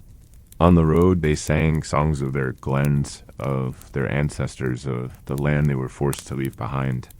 The Highlands, in their view, were being brought into the modern age. But for those who lived through it, it was not progress. It was not modernity. It was loss, slow and wide. It was the careful dismantling of a way of life that had been imperfect, yes, but deeply rooted. They told stories to their children of the places where they were born, the burns they had played in, the hills they had climbed. In small gatherings on the road, they reenacted Sealids without music, just voices raised softly in the dusk, passing time and memory alike. Songs were sung. Prayers were spoken aloud. The agents hesitated. They promised to return with soldiers. And they did. A week later, redcoats marched in, and the villagers were driven out like livestock. Their belongings tossed into the road, their cottages torn down as they watched. Their names were written in the graveyard stones, etched in the beams of their homes. The voices that had once filled the valleys were gone. The smoke from hearths no longer curled up through the trees. Silence, once a peaceful companion to Highland life, became a haunting reminder of absence. They carried the same message, different names. Whole villages were marked for removal. The word began to circulate clearance. It was not a word many had used before. Others walked to the coast, where rumors spoke of ships that would carry them to Canada, to the Carolinas, to places they couldn't pronounce. Others returned at night to sleep in the ruins of their own homes, warming themselves by the fire pit where their hearth had once been. They lived as ghosts among their own memories, refusing to let go. But time, hunger, and pressure wore them down. Eventually, most either left or were removed. For some, this exile felt like a second death. The loss of home had come first. The loss of country followed. It belonged to city men and courtrooms. But now it was spoken quietly, often with a tremble, sometimes with a rising edge of panic. They had paid their rents, raised their children, kept the paths open, and the fences mended. There had been hardship, yes, too many mouths in winter, a failed potato crop the year before, but eviction. Not like this. Not without cause. Not without worrying. Each clearance was explained in calm legal terms, as if rationality could soften the sound of boots. Approaching a thatched roof or the sight of smoke rising from a croft sent a light after the family refused to leave. But the notices kept coming. More appeared in other glens on barns and gates, even slipped under doors at night. The reasons given were many and impersonal: progress, efficiency, agricultural reform. The land was to be turned over to sheep. Sheep, they were told, were more profitable than tenants. Sheep did not marry or grow old or argue over grazing rights. They required less management. They returned more coin per acre. In pamphlets distributed by landlords and lowland investors, sheep farming was the future. The Highlander, in these documents, was reduced to a number, an obstacle, a relic of an outdated world. And so the evictions began, not everywhere at once, not in a wave, but in slow, steady pulses.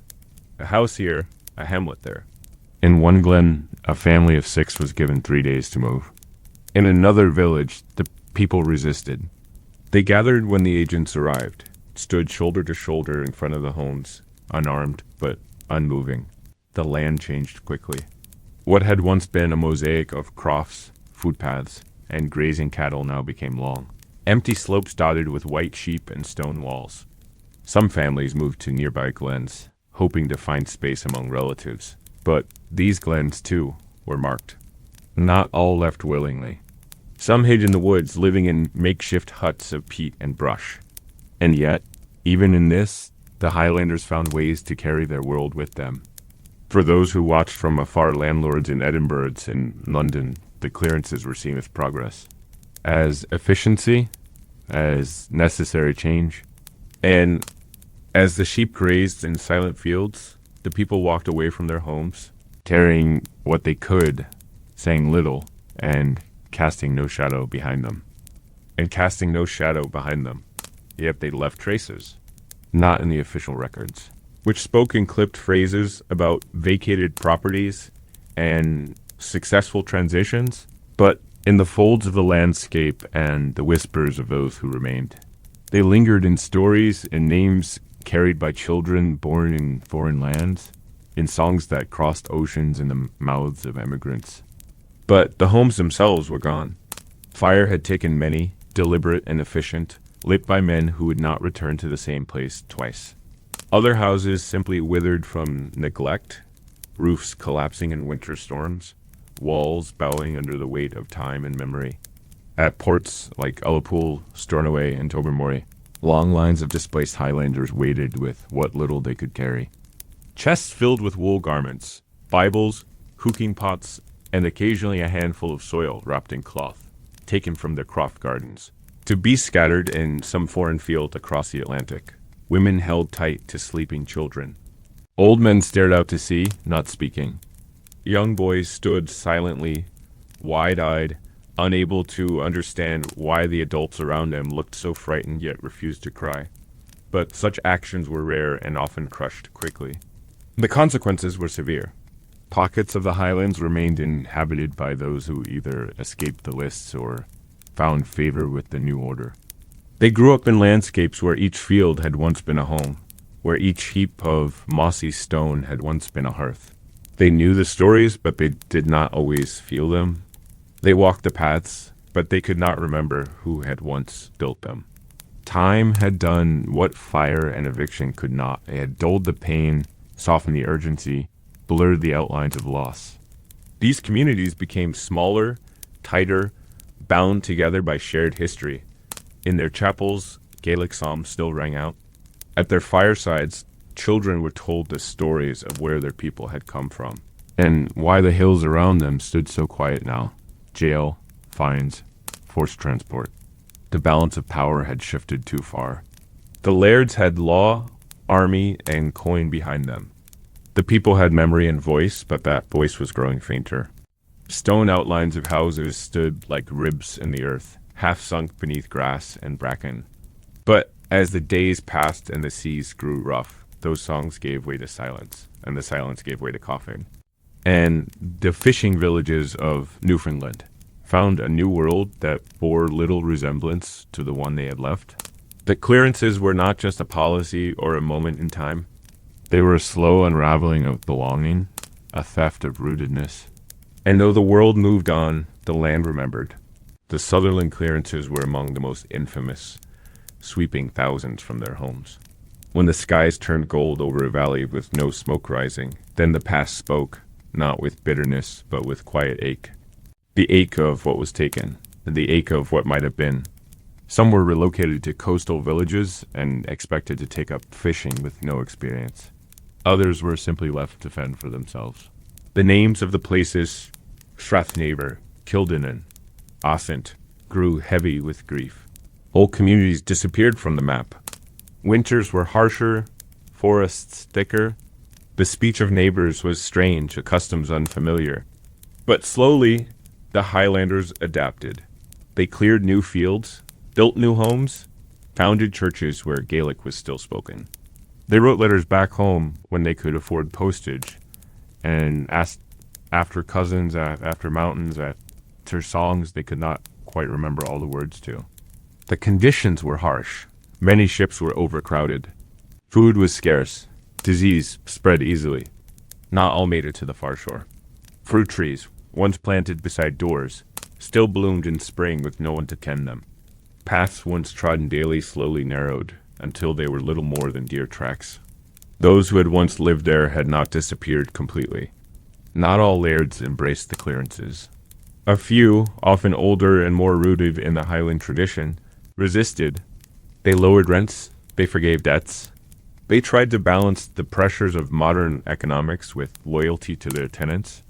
Many were not cruel by nature, but neither were they compassionate.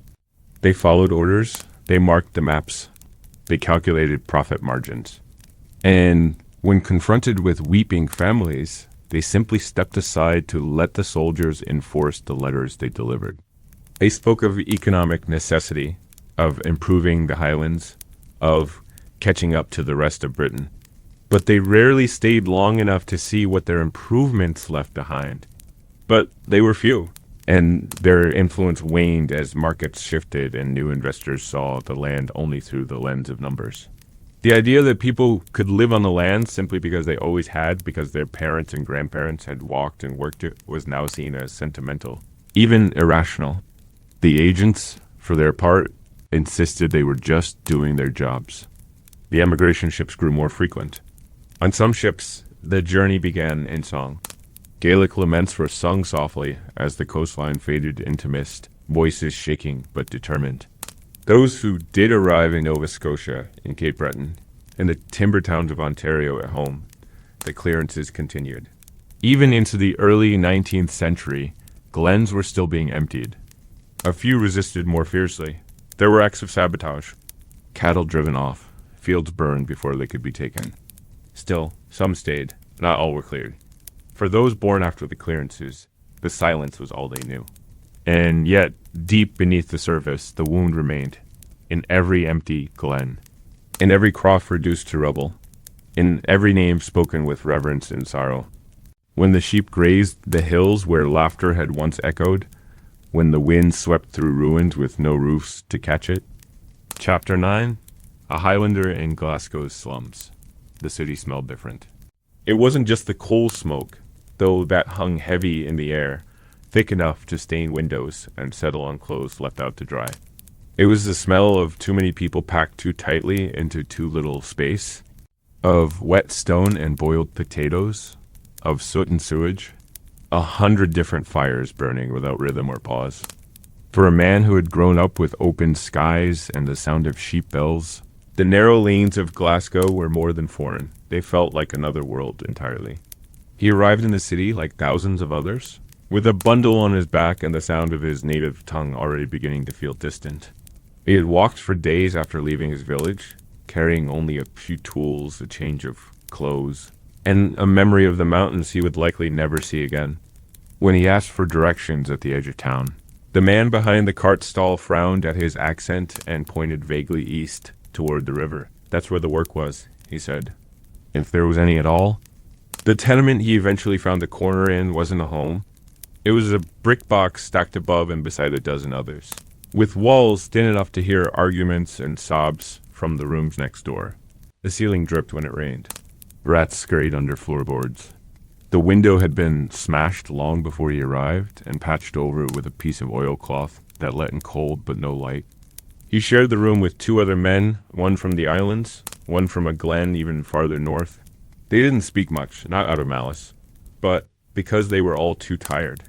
The city offered work, yes, but not kindness. He found a job hauling coal at the river docks, paid by the hour, hired by the day. No promises, no protections. If he slipped on the gangplank and injured himself, there would be no one to feed him. The labor was brutal. He woke in darkness and came home in darkness, shoulders burning, fingers cracked from lifting sacks heavier than his own body. He learned to wrap his hands in rags and to hide any cough. Illness meant dismissal. And yet, even in this world of grit and smoke, there were echoes of what he had known. On Sundays, Highlanders gathered in church basements or rented rooms to speak Gaelic and sing psalms in the old tunes. The sound was softer in the city, muffled by walls and soot, but it still rose.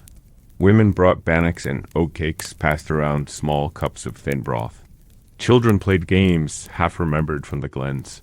Their words a blend of English and Gaelic, laughter still unbroken by the weight their parents carried. But these meetings were not only about comfort, they were survival. In a city that regarded Highlanders as backward, lazy, or worse, community became defense. They shared news of jobs, warned of dangerous overseers, pooled pennies for sick neighbors. The old clan loyalties had frayed, but something resembling them remained, a stubborn habit of looking after one another, even when there was barely enough to share. Still, prejudice ran deep. The newspapers printed cruel cartoons of Highlanders drunken, dirty, speaking gibberish. Shopkeepers refused them credit. Employers underpaid them, docked their wages for tools or accidents that weren't their fault. Police looked the other way when lowland gangs harassed them in alleyways. Sometimes they'd be asked, in mocking tones, to play their bagpipes as if they were entertainers rather than workers. But most no longer carried pipes. There was no space for them here. Some tried to forget. They shaved their beards, changed their names, learned to speak in the clipped rhythm of Glasgow English. A few succeeded, moving up from the docks to the factories, from shared rooms to rented flats.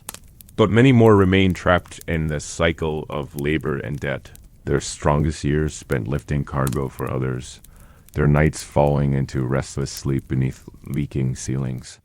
One man, a weaver from near Ullapool, took to carving bits of wood in the evenings. Small figures, men in kilts, women at looms, dogs by hearths. He sold them at market, and when asked, said they were toys. But anyone who looked closely could see they weren't meant for play. They were memory. Each one held a pose of home. When he died, his wife placed one of the carvings in his coat pocket before the burial, a silent reclamation of where he'd come from. The Highlanders who lived in Glasgow's slums did not romanticize the past. They knew too well what had been lost, what had been taken, but they did not let go of it completely. They carried it in fragments and a tune hummed during work, in a Gaelic phrase whispered to a child at bedtime, in the way they held each other's gaze a little longer in the street, as if to say, I know. I remember their children grew up differently.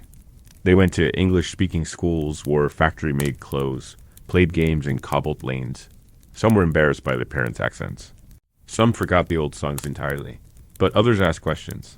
They wanted to know where their people had come from, why their mothers still refused to buy mutton, why their fathers stared so long at the hills in the distance on the rare days they took the tram to the city's edge.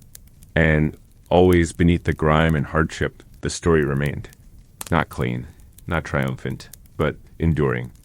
A life reshaped by exile, rebuilt with bare hands, carried forward through labor and silence. A life reshaped by exile, rebuilt with bare hands, carried forward through labor and silence. And in that silence, sometimes, a Highlander would dream not of grandeur or revenge, but of green hills and the sound of wind through gorse, of mornings where the only smoke came from peat, not chimneys, and where the first sound of the day was a sheepdog barking, not the clatter of hooves on cobblestone or the whistle of a factory bell. Some saved enough to rent a room of their own. Others opened small shops, tailors, cobblers, or sellers of salted fish and bannocks. It was growing fast, building taller, spreading farther. The Highlanders were no longer alone in their struggle. Irish immigrants arrived in waves, fleeing famine and poverty. Welsh workers came for mining. English laborers arrived from the north. And those fragments, even reduced, still held something sacred. A song hummed at bedtime. A carved piece of antler shaped like a deer. A word or two in Gaelic spoken when emotion overwhelmed language. That what is taken can sometimes be carried, reshaped, and given again, softer perhaps, but no less real. They proved that even among soot and struggle, a people can remain themselves. The slums grew more crowded, more divided, more tense. One might think not only of the highlands that were left behind, but of the lives built afterward, layered with sorrow and strength, grit and grace. Not heroic in the way of ballads, but heroic all the same. And the Highlanders, once the target of ridicule, became simply one voice among many still poor, still pressed, but less alone in their displacement. These storefronts became small cultural outposts. Gaelic could be heard again in greetings and blessings. A few families scraped together enough to emigrate, joining cousins in Nova Scotia, or sons who had found work in Canadian sawmills. For those who left, the departure was bittersweet. The Highlands were already behind them, but Glasgow had held its own shape in their lives. They arrived by train, slower now, with hands calloused from urban work, but hearts still tied to mossy hills. They stood in what remained of their villages and wept quietly at how little had endured, but some trees were still standing. Some locks still mirrored the sky. And when the wind rose, it spoke in a voice they still recognized. Leaving the slums meant leaving behind a community formed in hardship, a shared language of survival. But the memory of those Highland families remains in stories told over cups of tea, in names etched on war memorials, in church records and street corners. They came with little, gave much, and endured more than anyone should have to. Some shops kept pamphlets from the homeland tucked beneath the counter news from Skye, from Barra, from Sutherland, passed from hand to hand like contraband, even though no one forbade it. The words were lifelines. These were not ambitions. They were memories, soft corners of the mind visited in sleep, held close and unspoken during the long, cold hours of dawn. The slums of Glasgow were not kind of such memories. Time here moved differently. Days bled into one another with little to distinguish them but the weight of fatigue. People aged quickly. Children grew thin and sharp-eyed, learning too young how to navigate alleys, how to avoid drunks, how to carry coal buckets and not spill a drop. A fiddler from the islands, a singer from Argyll. The songs were quieter now, but they were still sung. The couples danced closely, not because of affection alone, but because the spaces were too tight to move freely. Children watched wide-eyed. Grandmothers wept without making a sound. And when the celebrations ended, they walked home along streets slick with rain and coal dust, arms linked, shoes soaked, but with the rare and fleeting feeling that something had been reclaimed. Girls began work as young as 10, folding cloth or cleaning floors for shopkeepers. Boys entered the yards or factories, often lying about their age. If a man lost his job, it was the family that suffered. Bread was stretched thinner. The fire burned shorter. Winter became a threat, not a season. But still, the Highlanders persisted. Weddings were held in the back rooms of pubs or borrowed church halls. There was music sometimes. The city was changing too. By the middle of the 19th century, Glasgow had become a hub of industry. Some moved again, farther out from the city's core, chasing cheaper rents or the hope of cleaner air. Others stayed. They raised children who would become dock foremen, seamstresses, teachers. Some of these children forgot the old stories. Others remembered just enough to pass on fragments. There were those who returned, two older Highlanders who, after decades in the city, made their way back north for funerals, for visits, for one last look. The slums of Glasgow have long since changed. Streets renamed, buildings torn down and rebuilt. They proved that identity is not always a place, but a persistence. And so when one walks today through the older quarters of Glasgow and hears the echo of a pipe band, or sees a boy wearing a tartan tie without knowing why, it stirs something in him. Chapter 10. Missionaries and Moral Policing. They came not with swords or soldiers, but with books and sermons.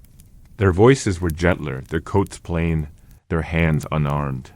And yet the changes they brought ran deep.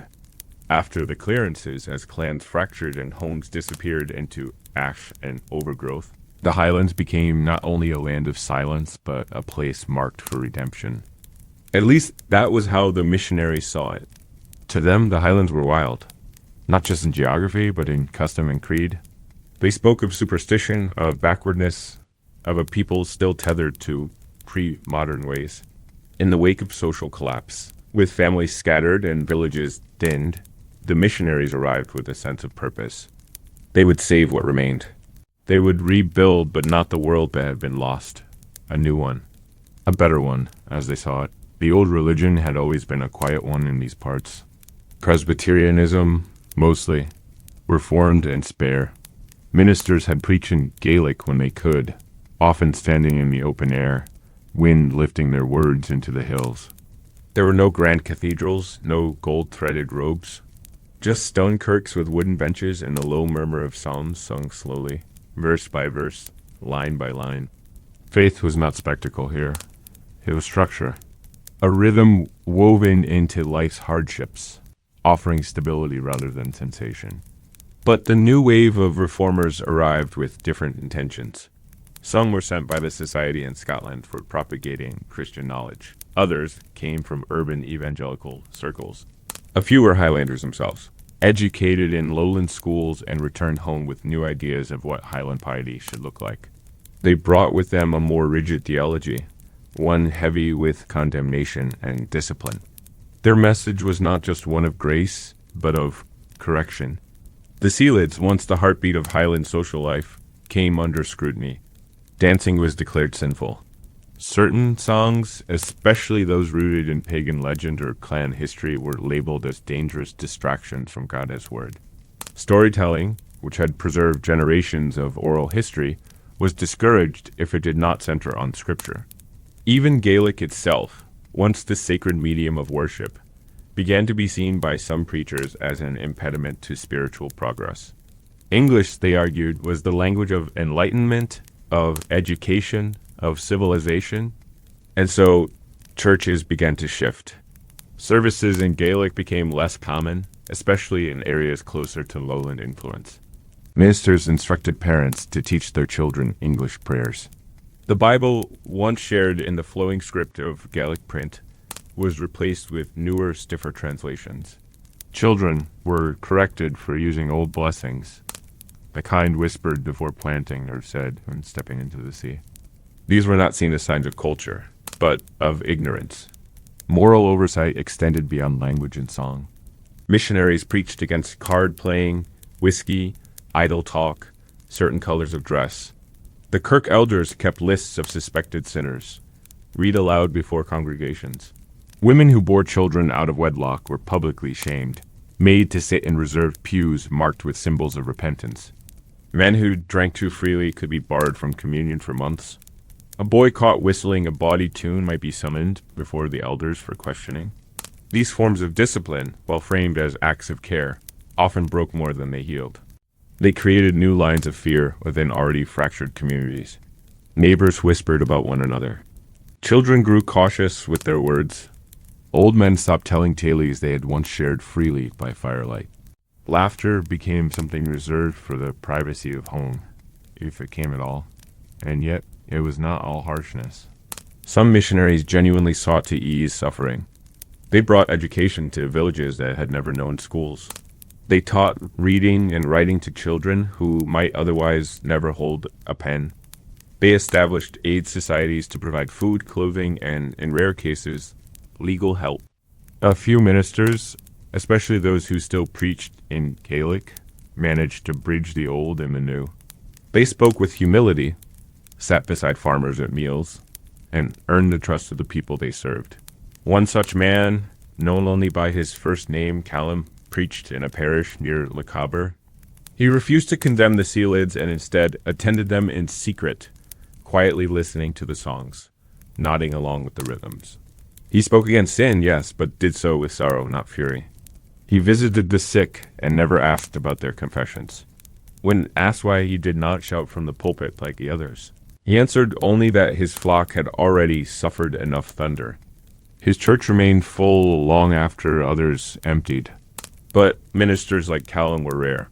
For every soft-spoken preacher, there were 3 more who thundered about wrath and reform.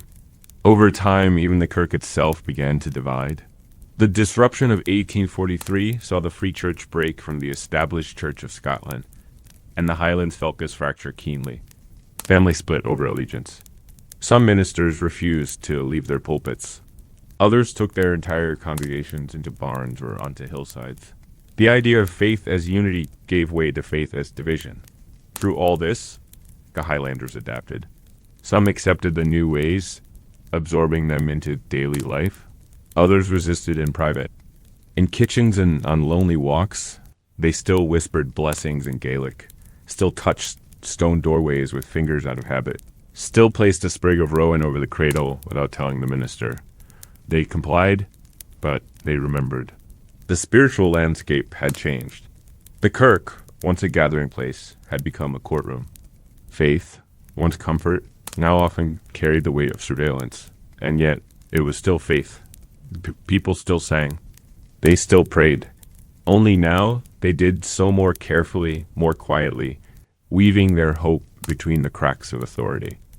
The people still sang. They still prayed. Only now, they did so more carefully, more quietly, weaving their hope between the cracks of authority. In some homes, Gaelic psalms were whispered at night while the children slept, their melodies softened to avoid drawing attention. A woman might still hum a healing song while washing herbs in a basin, but she'd stop if a knock came at the door. The kirk, meant to be a refuge, had become a space where one watched one's words. And yet, the deeper forms of belief did not disappear. They simply went underground, slipping into the crevices of daily life. People began keeping two versions of themselves, the one they presented to the minister on Sunday, and the one they allowed to breathe in private. At gatherings that skirted the edges of visibility, old customs were preserved with discretion. The first toast might be spoken in English, but the second, shared between trusted friends, returned to the tongue of their ancestors. Beneath this polite surface, a slow tension built. Some families grew resentful of the new authority the kirk held over their lives, especially when discipline felt more like punishment than guidance. Elders who once offered spiritual support now carried ledgers and suspicions. A man who failed to attend service might find himself called out by name in the next sermon. A girl seen laughing too freely in the field might be the subject of whispered reproof. In such an environment, joy became something to guard closely, not to express freely. And yet, it was not only about control. The missionaries and church leaders, for all their rigidity, often believed they were doing good. They had stepped into communities that had been shattered by war, eviction, and cultural rupture. They saw lost people and sought to save them. But their vision of salvation was shaped by a world that misunderstood Highland life. What appeared to them as superstition was, to the people, tradition. What seemed like idleness was, in truth, the measured rhythm of rural survival. And what they called sin was often just survival made visible, unmarried couples living together because marriage required. These they couldn't afford children born at home because the nearest kirk was days. Away spirits invoked in stories because no one else was listening. Some communities pushed back in subtle ways. A minister might find his congregation thinning after too many weeks spent railing against whiskey or harvest dances. Mothers would feign agreement, but continue teaching their daughters the old customs. Men might nod respectfully during Sunday sermons, then spend their evenings sharing tales of the Bean Nag, the washerwoman of the ford who signaled death, but also remembered those forgotten by the living. These quiet acts of cultural defiance stitched the past into the fabric of the present. No grand rebellion was needed. Memory was enough. Schools, too, became sites of change. Missionaries helped establish classrooms in places that had never had them, and for many children, it was their first encounter with books, pens, and ink. But the price of this education was often the loss of language. Gaelic was discouraged, even punished. Children were told to speak English, to think in English, to pray in English. Some were struck on the hand or shamed in front of the class for slipping back into the tongue they spoke at home. And so they learned to split their thoughts, to carry their inner lives in one language and their outer lives in another. Years later, many of these same children would speak of this division, not with bitterness, but with a sadness so deep it seemed to hum beneath their voices. They had gained letters but lost songs. There were bright moments, too. Some teachers, especially those who had grown up in Highland communities, fought to preserve what they could. They taught reading in Gaelic when inspectors weren't watching. They kept books of Highland poetry beneath their desks. They whispered proverbs to students and encouraged them to ask their grandparents for stories. These small resistances mattered. They allowed something to continue, not fully, but enough to hold a line. By the mid-19th century, the moral oversight of the kirk began to loosen, not by design, but by the slow erosion of influence.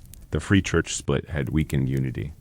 Industrialization had pulled people into cities, where oversight became more difficult. And emigration had taken away many of the younger voices that might have either challenged or embraced reform. What remained were quieter villages, smaller congregations, and an aging generation trying to balance memory with change. In some places, the kirk began to soften. Ministers stopped reading public censures from the pulpit. Gaelic services returned, sometimes in tandem with English ones. There were fewer sermons condemning songs, more emphasis on mercy, but the damage had been done. The memory of those years of strictness lingered. In many households, even generations later, a certain stiffness could still be felt, a reluctance to speak too freely, to laugh too loudly, to celebrate without apology. And yet, through all of this, the Highland spirit adapted. It bent where it had to, but refused to vanish.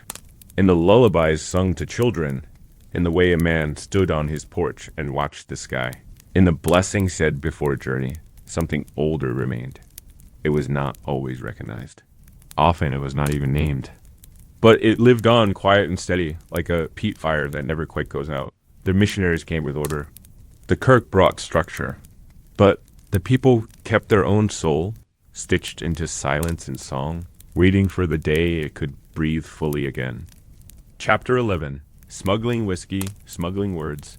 The hills held secrets.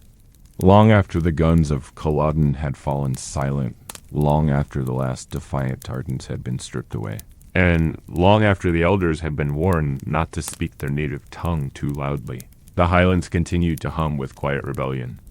When taxes rose beyond reason and the law seemed to favor lowland lairds and English merchants, Highlanders turned inward.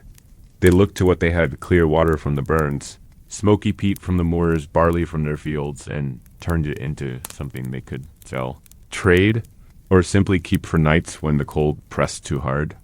But now new verses emerged. Some were comic, teasing the gaugers and mocking the authorities. Others were mournful, recalling glens emptied by the clearances, lovers separated by forced emigration, families broken by poverty. Even as English gained ground and Gaelic shrank, even as newspapers replaced oral news, even as schools taught lessons from Edinburgh and London, the Highlanders kept their other tongue. A gauger from the south might follow a winding trail for miles, only to find it ended at a lock. They hid bottles beneath floorboards, carried messages between distillers, taught songs to children. Some were known for their knowledge of herbs, offering healing brews when doctors were too far or too costly. Others kept the oral traditions alive, telling stories during the long winters, ensuring that the rhythms of the past remained intact. They did this not as a duty, but as instinct, as something as natural as drawing breath. Another might be led astray by a smiling farmer who spoke no English, though he understood every word. A man might go to church in the morning and tend his still in the evening. A girl might recite English psalms in school and then sing a forbidden lullaby to her baby brother at night. These dual lives were not seen as contradictory, but necessary. To live fully in one world, they had to hold fast to the other. Sometimes the exciseman caught someone, a boy with a flask in his coat, a woman with a barrel hidden in her hay cart, but more often they were met with silence. Its quality began to be recognized, even admired. Some of the most famous distilleries of modern Scotland can trace their origins to these hidden operations. The stories, the songs, the soft-spoken defiance, they remained rooted. They became the quiet breath of a culture that had been hunted, mocked, legislated against, but never entirely erased. But few remember the risks that once attended each barrel, the fear in every footstep on the hills, the hush in every household when strangers approached. No one had seen anything. No one knew names. The hills themselves seemed to deny access, wrapping secrets in mist and shadow. Not just the language of Gaelic, but the language of resistance where meanings were layered, where a single word might carry both grief and memory, where a pause in a sentence said as much as the words themselves. Many of these songs were never written down.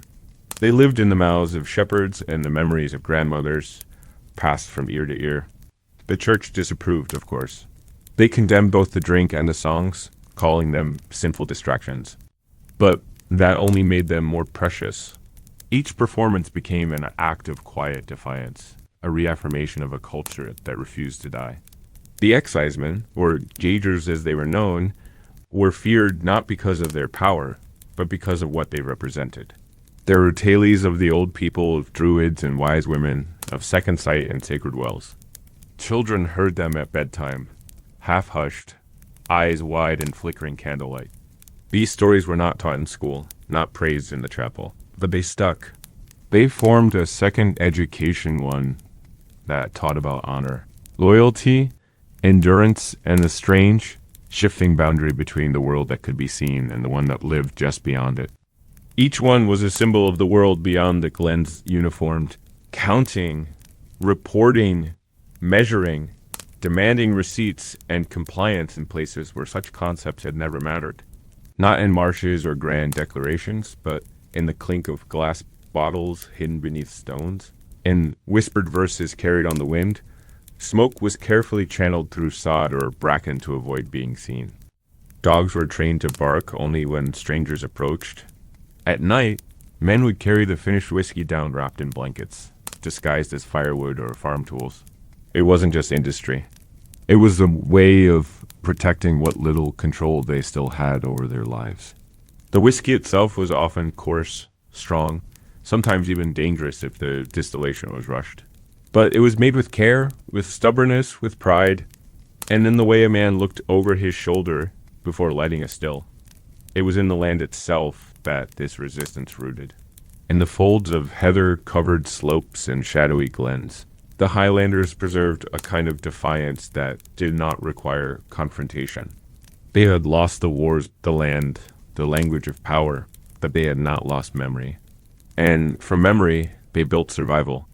Illicit whiskey became a thread woven into Highland life, not because they loved drink more than others, but because distillation offered both a livelihood and a quiet refusal to comply. And so began the cat-mouse game. Stills were built high in the hills, hidden in clefts between boulders or tucked behind waterfalls. Families took turns keeping watch. Songs, too, began to change. The old ballads had once spoken of kings and warriors, of tragic love and supernatural beings. It wasn't only whiskey and song that flowed unseen. Stories, too, traveled through these hidden channels. In some parishes, ministers railed against these traditions, naming them remnants of pagan darkness. But they could not stop them. The authorities knew smuggling was happening. They dispatched gaugers with maps and horses, hired informants, sent letters demanding cooperation, but the land favored the locals. Women played a quiet but central role in this resistance. Even within families, the line between legal and illegal, official and remembered, blurred. By the early 1800s, some smuggled whiskey was making its way far beyond the Highlands into taverns in Glasgow, into merchant hands in Aberdeen, even into the glasses of those who claimed to oppose it. And yet, while the whiskey left the glens, something else stayed behind. They became the quiet breath of a culture that had been hunted, mocked, legislated against, but never entirely erased. And in many ways, it was in that breath soft, almost invisible, that the Highlanders found their greatest strength. Resistance didn't always look like banners or raised voices. Sometimes it was the decision to keep singing. Sometimes it was a mother choosing to tell her child a story in the old tongue, even if the school punished them for speaking it. Some Highlanders carved intricate knots and symbols into the handles of their walking sticks or the spines of their weaving looms. Patterns passed down through generations held meanings no longer openly spoken, small codes of continuity. By the mid-19th century, excise laws tightened and enforcement grew more systematic. Stills were destroyed, heavy fines imposed, jail time handed out, but they didn't vanish.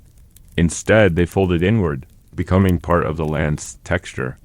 While soldiers had crushed rebellion and politicians had redrawn boundaries, the soul of the Highlands had never fully yielded. It had simply hidden in plain sight, disguised in songs, folded into recipes, whispered in kitchens, etched in wood. Smuggling whiskey and smuggling words were acts not only of rebellion, but of love. Love for a way of life that had been declared obsolete. Love for ancestors who had walked the same hills. Love for a language that refused to die, even when its speakers were told it had no future. A story might be told less frequently, but it was still known. In each glass lifted in silence, in each verse recited by candlelight, in each child taught to say just one phrase in the old tongue, a defiant truth was passed on. That truth was simple, stubborn, and deeply human. We remember. We still are. We are still here. A song might be hummed only when no one else could hear, but it was still sung. A carved object might sit on a shelf in a modern home, but its meaning remained unchanged. But the trade continued, especially in the more remote parts of the Highlands where access was difficult and sympathy for the law was scarce. The whiskey became a symbol, yes, but also a necessity. It funded shoes, fed families, paid rents.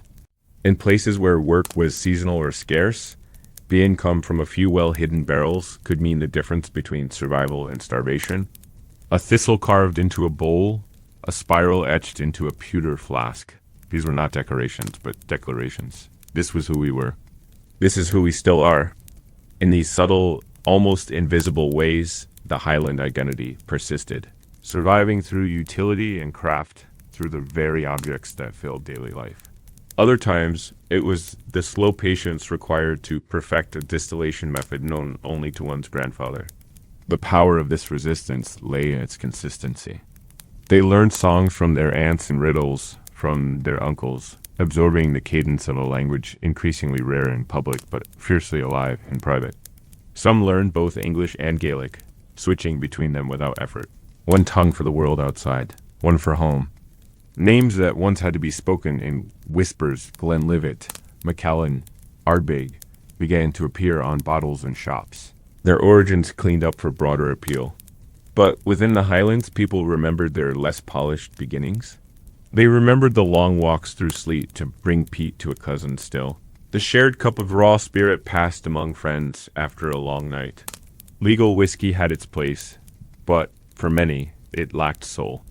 The real stuff, the dangerous, unmeasured, fiercely local stuff, remained the drink of memory. In doing so, they embodied the duality of their culture modern, but rooted, adaptable, but proud. It endured not through violence or spectacle, but through sheer, quiet persistence. Each act of remembrance, no matter how small, became a pebble dropped into a pool, sending out ripples that reached further than anyone could see. Among the most powerful of these ripples was the role of the storyteller, the Shanchad who, even in this era of suppression, still traveled between villages, often under the guise of other work. He might be an itinerant tailor or drover passing through with cattle, but in the flickering shadows of a hearth, his true purpose became clear. He carried tales, some centuries old, others newly formed, from one glen to the next, shaping them for each audience, adjusting rhythm and detail to suit the mood of the room. These stories were more than entertainment. They were a method of preserving the landscape itself, each loch and mountain tied to a legend, each family name grounded in a memory. And as the land was cleared, as names vanished from both maps and leases, the stories remained like footprints in the peat, reminders of who had walked there before. The words were important, but so too was the way they were spoken. There was a rhythm to Gaelic storytelling that no translation could capture, a rise and fall that mirrored the land's own undulations. The listeners leaned in, not just to understand, but to feel. In those moments, something rare happened. Time bent. A fisherman in his 50s might forget his aching hands and remember the sound of his mother's. A child hearing the tale of a shape-shifting selkie might clutch her shawl a little tighter, eyes wide with wonder. The boundaries between past and present blurred, and the story became not just a tale, but a place to return to, a home in words. Even the objects of everyday life became vessels of preservation. Children, too, became keepers of these traditions. They played in ruined steadings where their grandparents once lived, unaware that their games echoed deeper histories. Meanwhile, the legal pressure on smuggling began to increase. Over time, some distillers went legitimate. They applied for licenses, built proper facilities, and began selling openly. As the century wore on, and roads were built through formerly wild places, and trains brought tourists to glens once known only to shepherds, the old ways began to recede. In many ways, this quiet preservation achieved what open resistance could not. And so the Highlanders endured, not by erasing what had been lost, but by keeping it alive in secret. Chapter 12. Highland Soldiers and Foreign Wars. The irony settled heavy on Highland shoulders. In the very places where fathers had once been hunted, where tartans had been torn from backs and pipes silenced under threat of prison, British recruiters now marched with polished boots and shining badges, calling the sons of the Highlands to serve. And many went, not because they had forgotten what had been done to their people, not because they believed the redcoats' promises, but because hunger spoke louder than memory, and the land no longer offered what it once had. A crofter with 6 children and 3 failing cows could not afford sentiment. A younger son with no inheritance saw in the army not just a uniform, but a wage, a pair of boots, perhaps even a sense of belonging, however complicated that belonging might be. They came from windswept glens and fishing villages, from peat-blackened cottages and church-shadowed lanes, boys barely old enough to shave, and men who had long carried the weight of their families on their backs. They stood in lines beneath Union flags and pledged loyalty to a crown that had once ordered their disarmament. Some did so with pride, some with resignation, others with a quiet calculation that saw survival as the first duty. The recruiting officers, often lowlanders or Englishmen, knew the right phrases to say. They spoke of adventure, of glory, of travel to far-off lands. They invoked the spirit of clan loyalty, as if the regiments themselves were new kinships. And in truth, many Highland regiments became just that tight bonds forged in the fires of war. Loyalty tested not by fealty to empire, but by the shared terror of battlefields in places most of them had never heard of before. India, Afghanistan, Crimea, South Africa. The names sounded distant, foreign, almost dreamlike, and yet Highland blood soaked their soils, the red of tartan replaced by the red of wounds. The kilt, once banned, now became a symbol of military bravery, worn proudly in battle as if its history had been rewritten. Bagpipes, once silenced by decree, now led men into combat, their high wail cutting through cannon smoke and desert heat. What had once been acts of rebellion were now tools of empire. It was a strange reversal, one that many soldiers felt keenly, though few spoke of it aloud. They adapted, as Highlanders always had. On campaign, they endured heat that seared the skin and cold that cracked the bones. They marched through jungles and across endless plains, slept on wet earth, woke to the sound of bugles and gunfire. Letters home, when they could write them, were careful and brief. They spoke of health, of rations, of comrades lost in terms softened for the sake of wives and mothers. The deeper horrors limbs shattered by musket balls, fevers that claimed entire companies. The look in a dying man's eyes were left unwritten, carried and said in silence. In the barracks, Highland regiments stood out. Their accents marked their songs set them apart. There was pride in that. Even those who no longer spoke Gaelic found comfort in a shared cadence, a remembered phrase, a line from a song their grandmother had once hummed.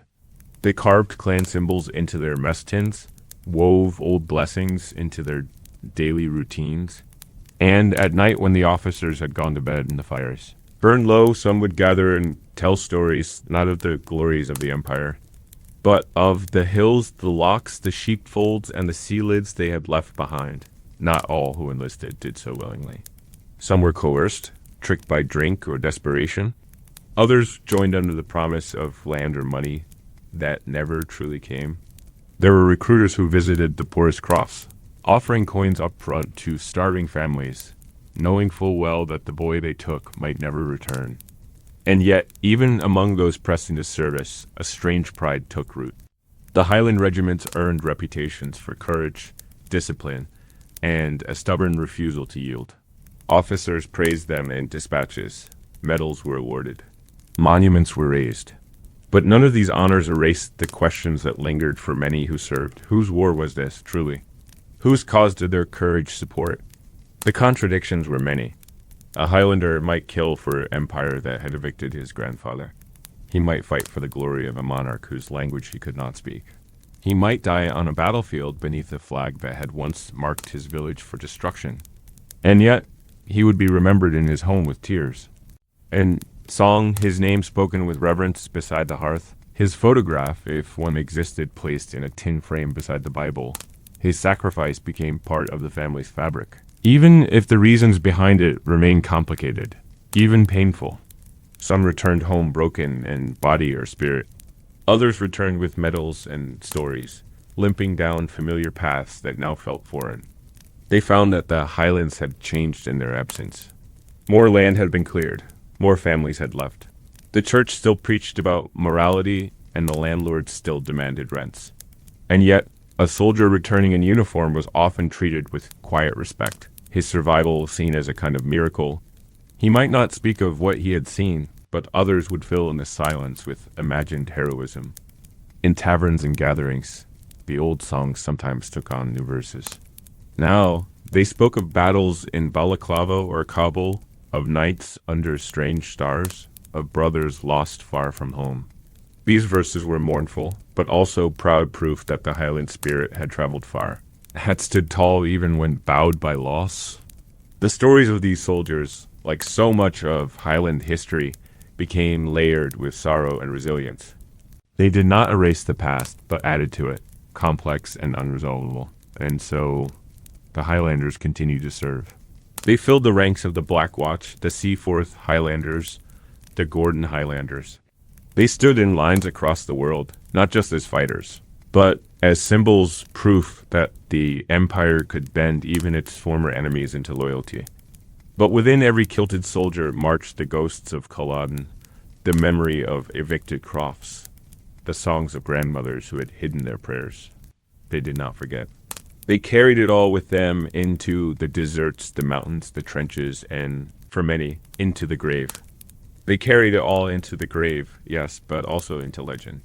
For in the years that followed, as each new generation stepped into boots worn thin by war, the story of the Highland soldier grew more complex.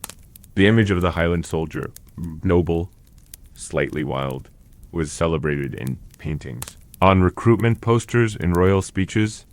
For many Highland families, it was the only source of steady income, the only route toward education or travel.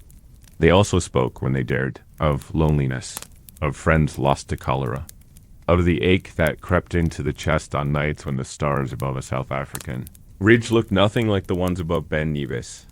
These letters were treasured, read aloud again and again by families back home, even when the handwriting faded or the paper tore at the folds. They were more than updates. They were proof that the family name had reached beyond the glens, that someone who once helped harvest turnips now stood beneath foreign suns. They see names etched in stone, some worn nearly smooth by weather and time, of holding the line, of finding, even in the uniforms of those who once oppressed you, a way to say, we are still here. They pause, perhaps, and wonder at the sacrifice, but what they often miss is the deeper story, not just of military service, but of cultural reclamation. The Highland soldier was once a symbol of imperial strength. But beneath the surface, he was also a reminder that the Highland spirit had not died. It had shifted form. It had survived in boots and barrets, in songs hummed in foxholes, in prayers spoken silently before dawn patrols. It had gone into the world and come back, bruised but breathing. A boy who might have spent his life shearing sheep or breaking stones could instead see Egypt, India, Canada. But the Highland soldier remained, adapting again, as he always had. But all of them carried a lineage not found in any military archive. It was the lineage of Culloden, of Glencoe, of the clearances. Young men and women still join, some out of tradition, others because there is simply no work to be had. They go with smartphones and GPS, but also with stories passed down over fires and fences. Their uniforms may change, but they march in the footsteps of ancestors, who once tucked flasks of illegal whiskey into their sporrans and whispered Gaelic blessings before battle. Some things never change, and perhaps in that there is comfort. Not because they sought revenge, those days had long passed, but because they understood what it meant to lose everything. And perhaps that understanding gave them a different kind of courage, the kind born not from glory, but from endurance.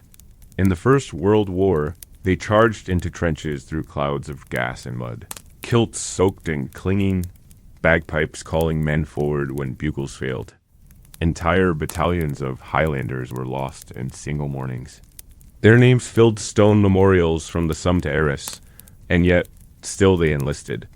In the Second World War, they landed on beaches and climbed mountains, fought in towns where no one knew their songs, and died speaking a language many back home no longer understood. You might learn to read, to march, to command, and while some returned disillusioned, others came back with pride, with purpose, with a sense of having proven something not only to others, but to themselves. They were no longer just the remnants of a broken culture. They were part of something larger, even if that something was complicated and at times cruel. He was no longer the enemy. He had been absorbed, remade, even admired, but this admiration came at a cost. The kilt and bagpipe, once criminalized, were now ceremonial. Traditions that had survived in secret were now displayed for tourists and officers, polished and packaged for parade grounds. What had once been a defiant culture was becoming, in some corners, a curated spectacle. Not entirely, not everywhere, but enough that some Highlanders began to feel the weight of performance. Was this who we are? Or what they want us to be? Veterans who returned, if they returned, often said little. They sat in the corners of ceilidh halls, watching rather than dancing. Their eyes marked by things that could not be shared across a table or over a dram. And those who didn't return left behind echoes, a medal in a drawer, a saber hung on a nail, a song sung softer when their name came up. The war stories passed on were never quite complete. They left out the smell of blood, the rattle of dying breaths, the confusion of orders shouted in a foreign tongue. Instead, Atales focused on the strength, the loyalty, the brotherhood, the parts easier to hold, to repeat, to pass on to sons who might one day follow the same path. By the late 19th century, Highland military culture had become firmly embedded in Britain's identity. Still, military service remained one of the few avenues of stability. Letters from abroad spoke of marvels, a sea of camels, the scent of spices in Cairo markets, snow that fell in April in the Canadian Barrens. The wars changed, and so did the uniforms. Muskets became rifles. Cavalry became artillery. Some fought with fire in their hearts. Others fought with weariness, with the resignation of those who had been doing so for generations. Even now, in Highland villages with dwindling populations and schools that struggle to stay open, the military remains a path forward. Today, visitors walk through Scottish war memorials set against green hills and gray skies. And that, in the end, may be the most Highland story of all, not one of triumph or defeat, but of staying. Chapter 13. Emigration and the Long Goodbye. It did not happen all at once. Emigration for Highland families was rarely the result of a single event, but rather the slow accumulation of losses. A failed harvest, a rent increase, a sheep enclosure creeping ever closer. Each year brought another burden. A thatched roof caved in by wind. A neighbor's cottage left abandoned. A letter from a cousin in Nova Scotia describing fertile land and wages in coin. It was never an easy decision. To leave meant more than departing a village. It meant leaving the graves of ancestors, the stones they had laid by hand, the trees they had planted, the names scratched into beams above hearths. Yet by the 19th century, the path across the sea had become worn with footprints, and the sound of parting became as familiar as the sound of the wind through the glens. For many, it began with silence. A father returning from a meeting with the factor would sit down, remove his boots, and say nothing. A mother might begin setting aside extra oatcakes in a cloth-lined tin. The children would sense it first in the small things, a hesitation in their parents' eyes, the quiet packing away of heirlooms that had always sat in the open. And then the word would come.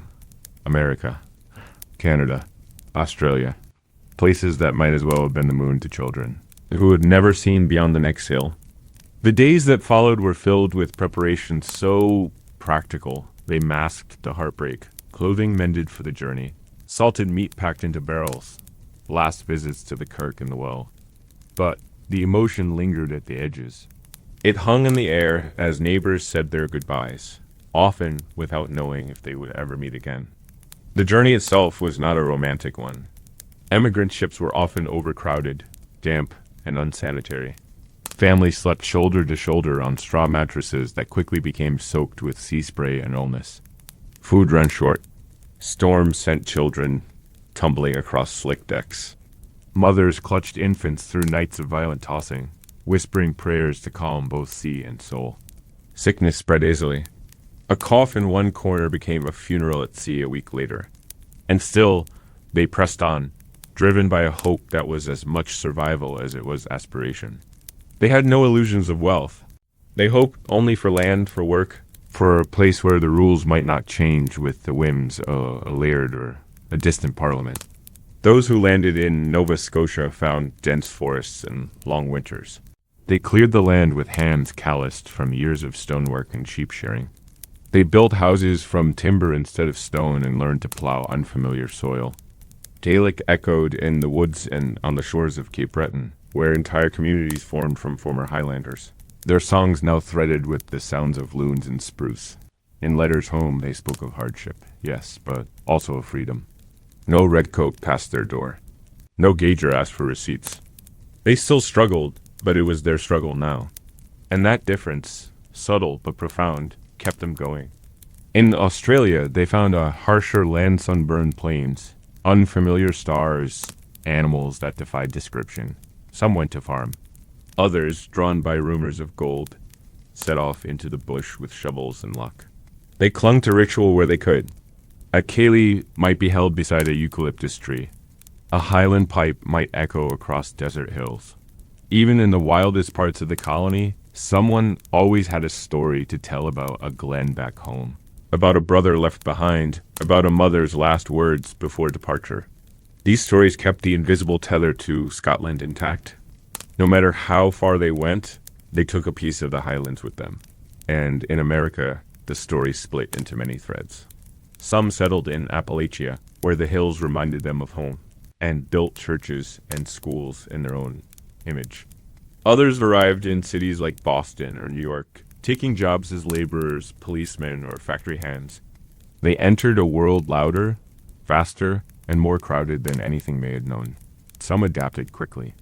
Others felt always out of place, adrift in a sea of languages and customs that made their own feel small. But even in the busiest city streets, Highland names appeared on shop signs, on brass plaques outside boarding houses, in the rosters of regiments raised during the American Civil War. The legacy scattered, yes, but it endured. Back home, the absence was palpable. Villages shrank. Fields overgrew with bracken. Churches rang less often. The glens grew quieter, not only from the lack of feet, but from the lack of voices. Where once neighbors gathered to shear or harvest, only a few remained. The kirk kept its doors open, but the pews sat half empty. Schools closed for lack of pupils. Those who stayed behind aged more quickly, their world shrinking year by year. And yet, they held on to the letters, the photos, the scraps of news from faraway places. Each one a lifeline, a proof that though torn apart, the Highland family still beat with one heart across the oceans. And always, there was the question left hanging in every home. Did we do the right thing? For those who left, it lingered in moments of doubt, when crops failed in new soil, when a child took sick and there was no village healer, when the wind howled not like the one in Glenshiel, but sharper, drier, crueler. For those who stayed, it came in dreams, in regrets, in the sound of footsteps that might never return. And yet, neither choice was wrong. Both required courage. Both required letting go of something beloved for something unseen. In that way, the emigrants and the one who stayed were more alike than they knew. Both bore the ache of the long goodbye. The long goodbye was not just a moment of departure. It was a condition that lingered. For those who had crossed oceans, the farewell to Scotland was never fully spoken.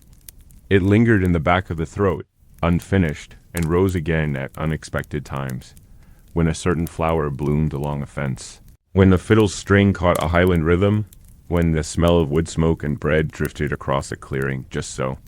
These were the moments when the land returned, not as memory, but as sensation.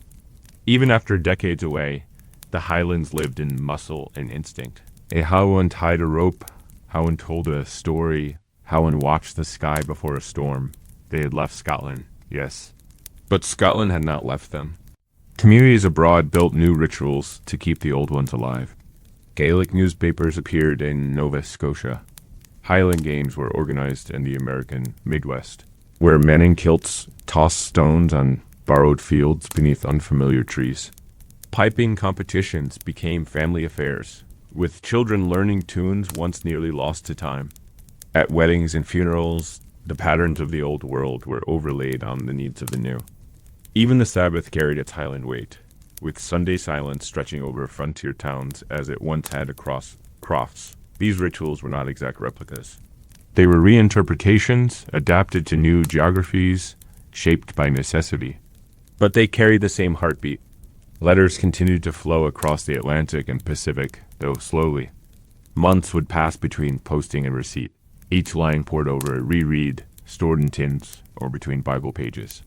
A single envelope might contain an entire year's emotion, a birth announced, a death acknowledged, a harvest shared in numbers and prayer. Some letters included money carefully saved, wages sent home in folded notes, marked by fingerprints and sweat. Others included photographs, stiff and sepia-toned, with unfamiliar cities behind familiar faces. And in every exchange, there was that thread of longing, that soft question never quite asked. Do you still think of me?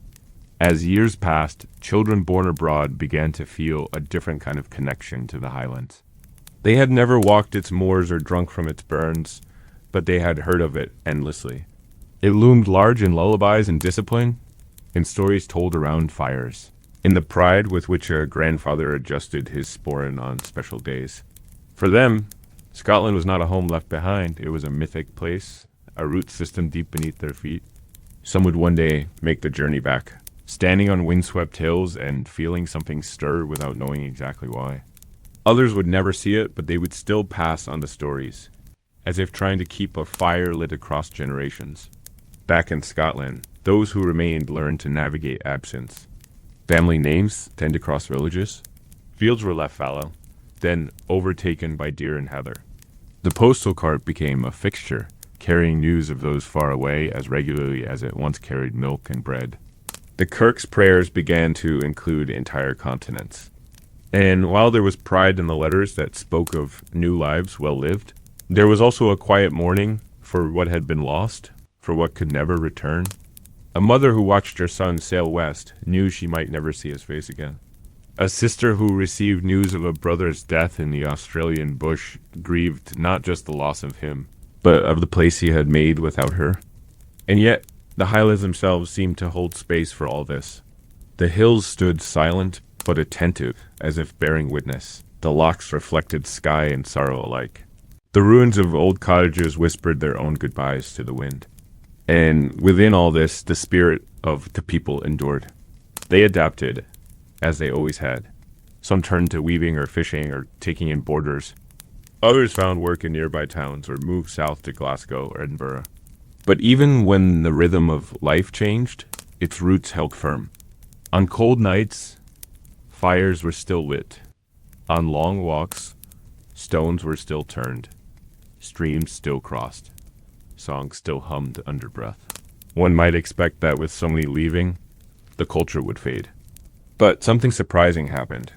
In being carried across oceans, the Highland identity began to grow in new directions. It mixed with other traditions, but instead of weakening, it became more visible, more defined. Tartan societies, pipe bands, Highland language schools, these flourished in places thousands of miles from the nearest glen. It was as if in leaving, the emigrants felt even more urgently the need to preserve. They couldn't walk the old paths, so they mapped them in memory. They couldn't speak the old tongue freely, so they taught it in defiance of time. They couldn't build the same homes, so they built homes that remembered. By the turn of the 20th century, the pattern was firmly set. The Highlands had become both a place and a memory, lived in and dreamed of. Families across the world could trace their origins to stone cottages now lost to moss, to hills now quiet but once vibrant with laughter and work. And that connection, even when tenuous, mattered. It gave shape to identity, to belonging. It reminded people of who they were and where they had come from, even as they built lives in places the ancestors could scarcely imagine. The long goodbye, then, was not simply an ending. It was a bridge, a way of carrying the past into the future, a call answered across water and time. And in every home where a tartan was unfolded, where a Gaelic song was sung, where an old story was told to a child who had never seen a Scottish hill, that goodbye turned, just slightly, into a welcome. In the hush between two gusts of Highland wind, if you stood still long enough among the heather and the ruins, you might hear something faint, melodic, unsettling in its beauty. The crofts, many of them abandoned or sparsely occupied, had become symbols. Visitors came not to see living culture, but to witness a preserved one, like glass relics in a museum. Activists and historians recorded the voices of the last fluent speakers in forgotten glens. In some homes, the old words returned, not as fluency, but as fragments, phrases, blessings, stitched into daily rhythm. Yet people began to visit them differently, no longer merely to marvel at stonework or royal lineage, but to feel something. To place their palms against cold walls and imagine the warmth of hands that once did the same.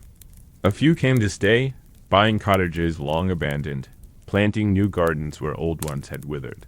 Smoke still rises from chimneys in places where it once disappeared entirely. Children still run along dirt paths where their ancestors marched with nothing but hope and sorrow. And on certain nights when the moon is low and the air is clear, a single note might rise above the silence. A pipe, distant but undeniable, or perhaps it's just the wind. Or perhaps the two are the same. Not all understood the history, but some did. Some listened before they built. Some asked questions before they spoke. And in doing so, they became part of the story, not Highlanders by birth, but perhaps by choice, by reverence. Heritage groups sprang up, walking the same sheep tracks their ancestors once herded on, planting flags not in conquest, but in curiosity. Some came from abroad descendants of immigrants returning with only a surname and a hunger for roots. About the quiet refusal to disappear.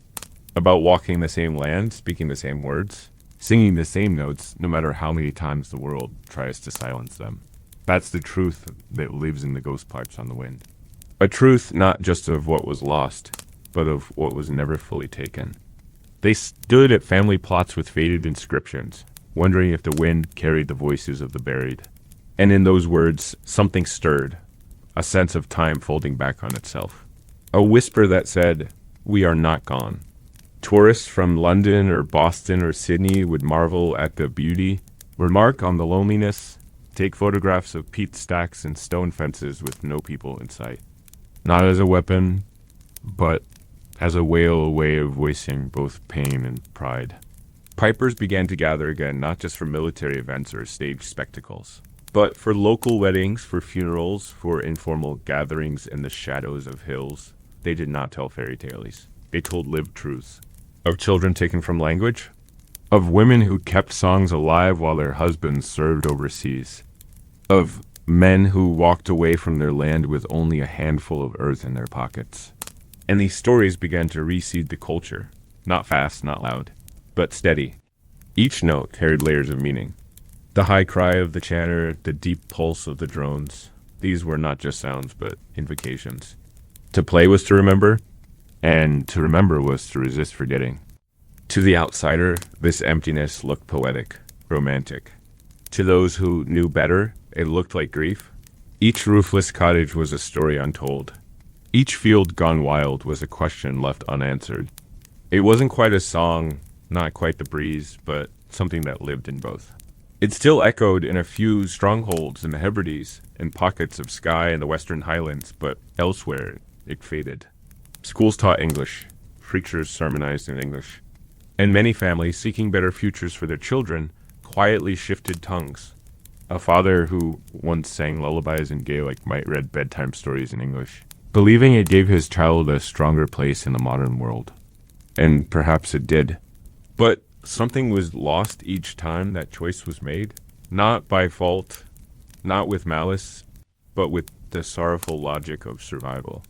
The old folk called it the pipes on the wind, not music played by any hand, but echoes of it, lost notes carried through the glens, past broken walls and forgotten settings, where life had once pulsed steady and strong.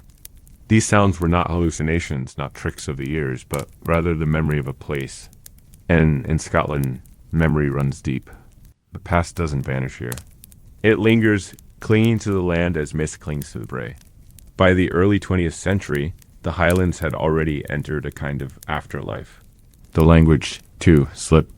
Gaelic, once spoken by children playing in the hills and elders blessing bread by the hearth, now fought to survive. Still, Gaelic refused to die. It clung to prayer and poetry, to music and memory. A few schools began to revive it. The same could be said of the music. The bagpipe, once a rallying cry and then a symbol of empire, was reclaimed. Ruined castles dotted the landscape, crumbling not only from weather but from silence. Local storytellers, the modern Transhades, began to speak again, not only in pubs or classrooms but on walking tours, in audio recordings, in books written with care and love. The Highlands, once emptied by force and necessity, began to draw people again. Some came for the peace. Others came chasing a sense of meaning.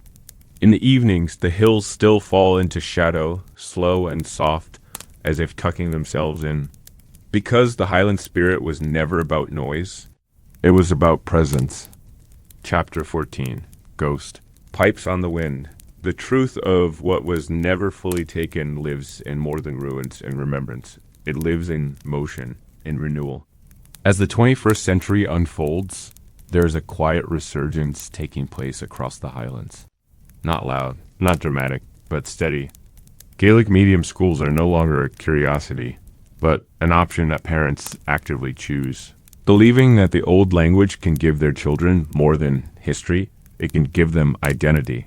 Community centers offer classes in piping and weaving and Highland step dancing, led by instructors whose own grandparents were once warned not to waste time on such things. Many now arrive with books in hand or podcasts still fresh in their ears, eager to learn about more than battles and castles. They want to know about the clearances, the songs, the ordinary people who lived and lost here. And Highlanders, for their part, are telling their stories with more confidence. Museums are no longer only about kings and warriors. They now display the tools of weavers, the letters of emigrants, the diaries of shepherds.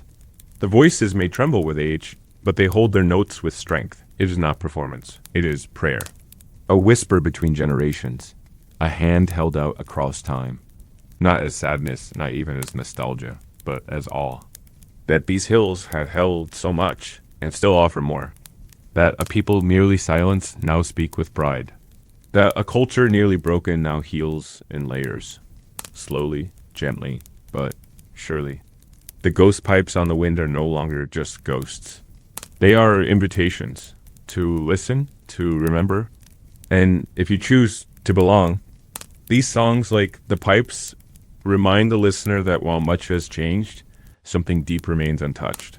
Something no soldier, no act of parliament, no passing century could erase. These are the stories that once went unrecorded, but now sit behind glass with pride. The silence of land that remembers and is remembered in turn. The heather still blooms. The locks still mirror the sky. And if you listen, truly listen, you may hear more than just wind. You may hear a voice, not a ghost, not a dream, but something real. A memory still breathing. A people still speaking. A land still alive. The culture once suppressed by law is now being protected by policy. Historic sites still crumble under the weight of weather and time. And Gaelic, for all its beauty, still walks the knife edge of survival. The floorboards are uneven. The windows steamed with breath and song. Children dance alongside elders. Someone recites a poem in halting Gaelic. The pipes are brought out late, once the sun has disappeared behind the hills and only the oil lamps glow. The music that rises is not a performance. It's a continuation. It says, we are here, we remember, we remain. But the difference today is that none of this is happening in silence. They dig with care, finding old boot heels, bits of pottery, a rusted needle. They place these objects on a shelf, not for display, but for grounding. In that same home, they raise chickens, plant potatoes, teach their children how to walk the land without haste. They are not reenacting the past, nor are they fleeing the present. They are simply choosing a rhythm that aligns more closely with something old, something enduring. People are speaking up, organizing, remembering together. They are making noise, not disruptive, but determined. The ghost pipes are not only on the wind now. They are being played again by living hands. And though there are arguments, setbacks, and disagreements, the direction is clear. Something precious is being reclaimed. Younger Highlanders, some of whom once felt disconnected from their own heritage, are learning to hold the past with care. They write music that blends traditional airs with modern rhythms, create artwork that fuses ancient symbols with digital mediums, speak Gaelic on social media with wit and humor. Genealogy forums buzz with excitement over shared great-great-grandfathers. An American nurse discovers she is descended from a crofter near Loch Broom. A teacher in New Zealand finds Gaelic words in her grandmother's diary. They arrive with photographs and wonder, standing in kirkyards beside strangers who look a little like family. The Highland diaspora, once scattered by desperation, is slowly reweaving itself, not perfectly, not wholly, but meaningfully. They do not worship the past, but they don't dismiss it either. They understand, perhaps more than anyone, that to live in the Highlands is to be surrounded by echoes, and that echoes must be tended like fires or else they fade into silence. And those who left, whose ancestors scattered across the globe, are returning, not always with suitcases, but with questions. DNA tests link them back to tiny villages. Tourists, too, have changed. They come not only to see the Highlands, but to understand them. Of course, challenges remain. The economy is still fragile in many places. Young people still leave for work. In a small croft near Ullapool, a ceilidh is held each summer. Elsewhere, a young couple renovates an abandoned stone cottage.